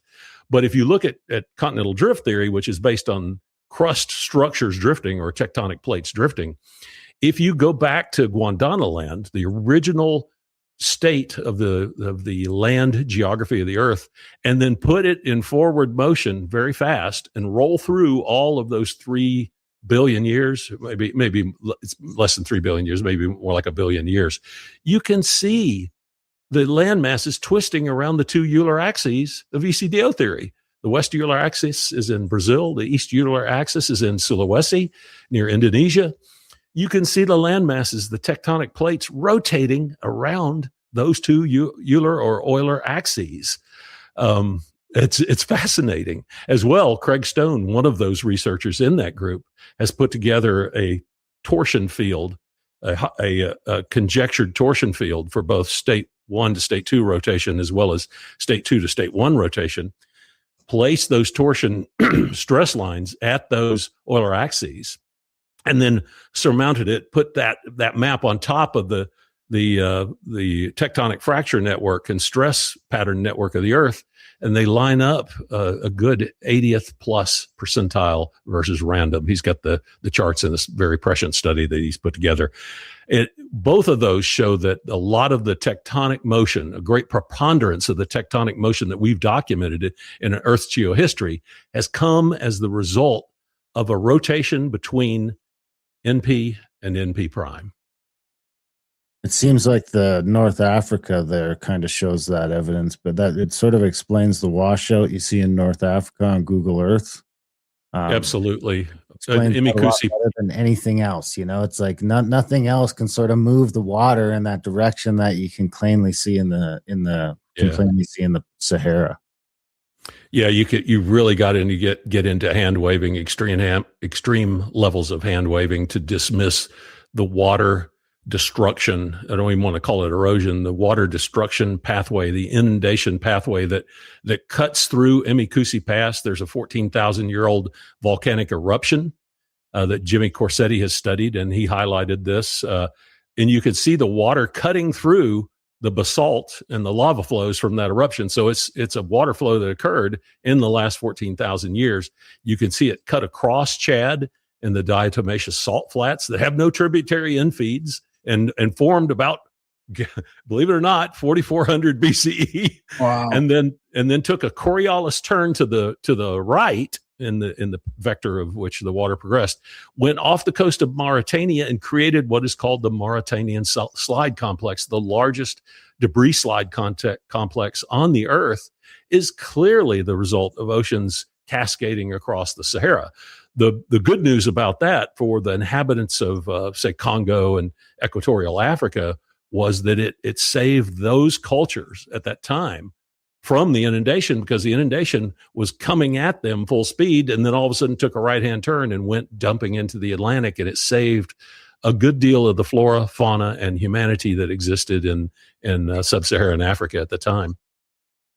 And it's, people don't think about it, but if you looked at North America, would look just like that shit if it wasn't full of trees and is built up and in a vegetative play. Like if North America had ended up on the equator and ended up just being a desert, you would see same sort of inundation, because we've been lucky enough to follow Randall Carlson around in the field where he's looking at this stuff, where we go to these major landscapes and you can see what is clear evidence of massive amounts of water. Yes, and it replicates all over the globe. So if you look at the American Southwest, as you just mentioned, Darren, and look at Patagonia, look at the Andean coast of South America, look at the Gobi Desert and its progression through Manchuria and Kamchatka, look at the Botswana Desert, look at the Arabian Gulf, which is the Persian Gulf, the Navy name, or the Saudi name I prefer to use for the Persian Gulf is the Arabian Gulf. It's clear that the Arabian Gulf is the remnant of, quote, the flood. It's just retracted back into what is now the Persian Gulf. We described the Persian Gulf. You can see that. I've gone through the Saudi empty quarter when I did the pharmaceutical strategy for the Kingdom of Saudi Arabia. There's nothing there, and it's laid waste, and you can see the ancient shorelines of retraction. Just flying over it and walking it. The argument is stark, and nobody pays attention to it. And that water rose to the same level, by the way, as the water rose to in the Imikusi inundation streaks that occur through the Sahara. Why nobody has seen this before is just beyond me. It's obvious. But anyway, that sounds like a whole other post or a whole other book that you could do there on that. Yeah. Yeah. So this is, can you explain this? This is just going in a little bit more detail about the stones themselves cry out, right? Yes. You're going through the article. Those are the ones that have pictures in the article are the ones that I included in the statistical analysis. Yeah. And I used a Bayesian analysis to just detect the probability given 8 constraints and modifications, and all of them are null hypothesis friendly. In other words, I disadvantaged my conjecture here to the extreme, to an egregious level. I went overboard to disadvantage my argument. And I applied those 8 modifications to the Bayesian math and ran a Poisson analysis that just simply says, what are the odds of all these monuments pointing at the same spot on the globe?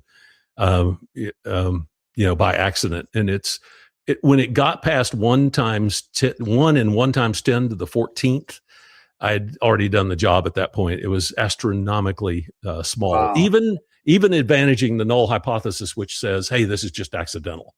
And that argument has to be in the mix, because it's the null hypothesis, but that argument doesn't hold water. We falsified it. So these monuments are pointing there for a reason. And the ones that are in the statistical analysis are shown in that red line diagram, geodesic diagram right there. Yeah. I forget the term for that, not geodesic, geodesy, I believe. That outlines the ones that are in the statistical analysis to show that there is consistency. If likewise you take the perpendicular ordinal for each of those monuments and try and map those same red lines to the North Pole, there's incoherence there. And to a navigator, that tells you you've got the wrong ordinal. The right ordinal is the one that passes through Southern Africa. I was going to ask you about this. I don't know if you're familiar or worked with Mario Build Reps on his team in Europe. The mapping of all these things. They mapped 1,200 of these things as supposedly pointing to those poles. They are, but they're incoherent. And what he says that the North Pole was south of Greenland, then migrated into Greenland, right, yeah. Migrated to another. That migration is the incoherency. That's why Fred Noonan turned the wrong way, because he chose a moving bearing rather than a static bearing, and killed both he and Amelia Earhart. They're making the same mistake that Fred Noonan made in his navigation. And as I mentioned, I'm a 40-year navigator. I'm highly experienced at this. What they're doing there is taking the movement in an incoherent ordinal and correcting that by saying, oh, well, the North Pole moved.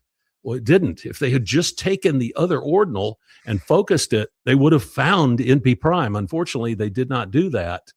They didn't test all the scenarios like our statistical analysis tests all the ordinal scenarios as part of its diligence. They didn't do that. They made a presumption that it pointed to our current North Pole. If they had taken the perpendicular ordinal, they would have seen the coherence in Southern Africa. That coherence is a 99+% argument that these monuments were pointed at that spot. The effect he sees there is a virtual effect. And so that, I mean, there's all this mythology about the Garden of Eden being in the North Pole and all that too, and so that Southern African spot used to be where the North Pole was, and it would have been then filled with ice at some point, I guess, right? Is that what you were saying? Well, Darren? I mean, that's just another way of looking at the Garden of Eden, right? It's just the Garden of Eden was at the North Pole, but now it's not. That's one argument. And we don't know what the North Pole looked like during State 2. It's not a replication of Antarctica or Arctica. Okay. No, and this is more of this is when Graham and I are talking about this. This is more of a mythological thing, like the Hyperborean, gotcha, or the Iron Republic, where there's sort of it's like their version of Atlantis, where it's like but you can almost read that as being this place that does end up super conducive to life is at the North Pole sometimes. So when they're talking about it, they're like, yeah, the place where we used to live is at the North Pole now. It's not great to live there when it's there, but when it's not, it's pretty awesome. Well, there's several books out that identify some rather ancient activity occurring in mines in that region. And I've done actual mining and mine surveys for several African nations, and read those books at the time just out of side interest. But there is an indication that there is rather ancient activity occurring under the ground in Southern Africa. I contend that that the cleanest fit to the Islamic and if you will, Abrahamic traditions of the Garden of Eden fit what is called Padan Aram. It's the giant garden just south of Göbekli Tepe, which is very simple if you want to use that judgment evaluation technique. It has 4 rivers around it. To the extreme east is the Tigris. To the west is the Euphrates. To the arcing around the land to the east, which would be the land of Havilah, would be the Gihon River. And I've got it mapped in one of my articles. And then flowing through that garden of Padan Aram is the Pishon River. So the 4 rivers outlined in the Bible are right there at Göbekli Tepe, if you map them out and look at them. So that large plateau, it's right at the headwaters, not the headwaters, but it's right upriver from Ur, and supplied, I conjecture, the majority of the fruits and vegetables and grains that were floated downstream to Uruk and the Sumerians. So that's why it was their garden of legend. And I think that area that's why it's so close to Göbekli Tepe, the oldest monument in modern man or man's civilization, is because the origins, if you look at the origins of much of agriculture and animal husbandry, they all started in the Fertile Crescent. That garden is at the heart of the Fertile Crescent. Yeah, the book, Darren, I was thinking of was The Paradise Found, where they reference all these even a lot of science back then pointing to the North Pole for this ancient myth and the Garden of Eden and all that. And I wondered about that. Like if the thing was to shift again, if you'd find a whole bunch of stuff underneath where the North Pole is right now, almost like the legends of more likely Antarctica. Yeah. I think it's more likely Antarctica because I think under the North Pole is mostly water, unless there's some cool shit in Greenland. Yes, that's correct. Greenland has some of the accumulation. It's certainly the locus of ice core studies, aside from that ice which is still rafting on the ocean at the North Pole. But it's mostly water, and that puts some challenge into detecting how it's changed over the eons. Yeah, because it's almost constantly recycling itself in that state. Mm-hmm. Mm-hmm. That's correct. Roger, this is great. Is there anything you think we missed? Is there anything we still got to get to? I think that's it for now. We've got other things that are underway that we'll be publishing on X. They still won't let me, as far as I know, on LinkedIn or YouTube or any of the other or Facebook. Even the mention of my name got comments censored without even making a contention. That sort of human rights crime. We've gotten smart about that over the last 3 years because those people pulled a lot of harmful shenanigans on us. People are getting smart on that. And so I'm going to test the waters with YouTube probably first. I don't go anywhere near LinkedIn because they're still an oppressive institution. So maybe we'll see something come up on YouTube. Do you think, are you excited about the future of this revealing and in general, besides the censorship still going on, but like this administration, like sort of what's happening with, and I don't want to get political necessarily, but just is it sort of, there's been a lot of information about sort of fusion and free energy and also the ancient mysteries and all this stuff seems to be coming out. Are you pretty excited about it in the next couple of years? Yeah, free energy. I was not necessarily free, but different energy. Let's say alternative energy. Let's say. Yeah. I took it as the equivocal version of that. Yeah. I was in nuclear engineering for a period of time and took extensive calculus and nuclear core dynamic classes through the years.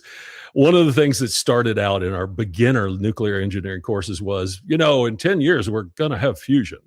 So prepare yourself in your studies. Here we are. What is it? A century and a half later? No. Here we are 40 years later, and we don't have fusion, and we're not any closer. So I'm skeptical about where our energies head.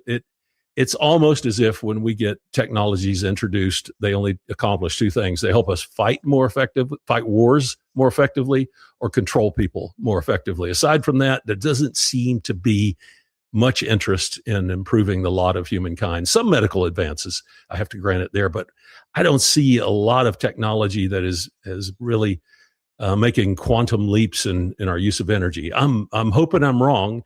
And actually, I've done some work and studies that identify some of the elements that are some of the studies and initiatives that are on the horizon in that energy development. But these companies, after working with them, they have a long way to go just yet. And they're on the fringe, and they include some arguments that mainstream science is not going to be able to accept. And that's to the discrediting of mainstream science, because there's a whole horizon here that needs to be developed. Yeah, absolutely. Yeah. I mean, well, what about Elon pushing solar and batteries and solar satellites and all that? I mean, that seems to be like that innovation. Like he seems to be able to push that stuff pretty fast. Yeah, and if we can change the efficiency, the photovoltaic efficiency that we derive out of the solar collectors, that may be a game changer. But as we saw in the winter storm that hit Texas, I was working with an oil client in Texas at that time. It was a disaster in terms of both the immediate utilization of energy in Texas when the ice storms hit, as well as in terms of destruction of the solar and wind infrastructure thereafter. Yeah, it was a problem. Go for it. Good luck, Elon. Yeah, good luck, Elon. I mean, the X thing did turn out to be a net positive for sure. I mean, I think so. I don't know where we'd be right now if it wasn't for that decision. Where it ends up getting us in the end, we'll see. But it definitely has opened up. I mean, even this kind of stuff wouldn't be here if that wouldn't have changed gears when it did. So I agree with you, Darren. And Facebook might be opening up. We've heard rumors about it opening up a little bit more. So Facebook might be a place for you to try again too. Yeah, and coming out of an intelligence background, the caution was don't go on Facebook. So I've stayed away from Facebook. I've done enough work and enough things where I really, and part of the reason to create the Ethical Skeptic was to insulate my family from, I don't want to say my past, that sounds overly dramatic, but anything that could come back. Let's just put it that way. Well, yeah, we totally get it. Yeah, absolutely. Roger Cunningham, the Ethical Skeptic. We encourage everyone to follow you on Twitter, now X. Thank you for coming on the show. And when that does happen that we were talking about, that's a secret still, let us know and we'll have you back on the show. Darren, Graham, it's been an absolute Pleasure. Glad to be back on your show again. Thanks a lot. Awesome. Take care. Have a good day. And that was a chat with Roger Cunningham, the ethical skeptic. Good one. I mean, blowing up on the live, almost 500 people watching live. People excited. So big thanks to Roger for coming on the show. Big thanks to you guys for listening. One of our favorite topics here in Grand America. What'd you think? Yeah, it was great. Yeah. Little over my head, trying to grapple with it still. But. Well, it's interesting because you've read all those old books, though. So, at least you know what they were talking about. Big thanks to Roger for coming on the show. Big thanks to those of you who listened. Even bigger thanks if you're one of the 1% who choose to support us and keep the show on the air. If you like the show, you like the podcast, you like the interviews, and you want it to stick around, head over to grandamerica.ca/support today. Sign up for a monthly or make a one-time donation, and we'll keep coming at you with no commercials and nothing else. We can't do commercials, so it's like this or nothing.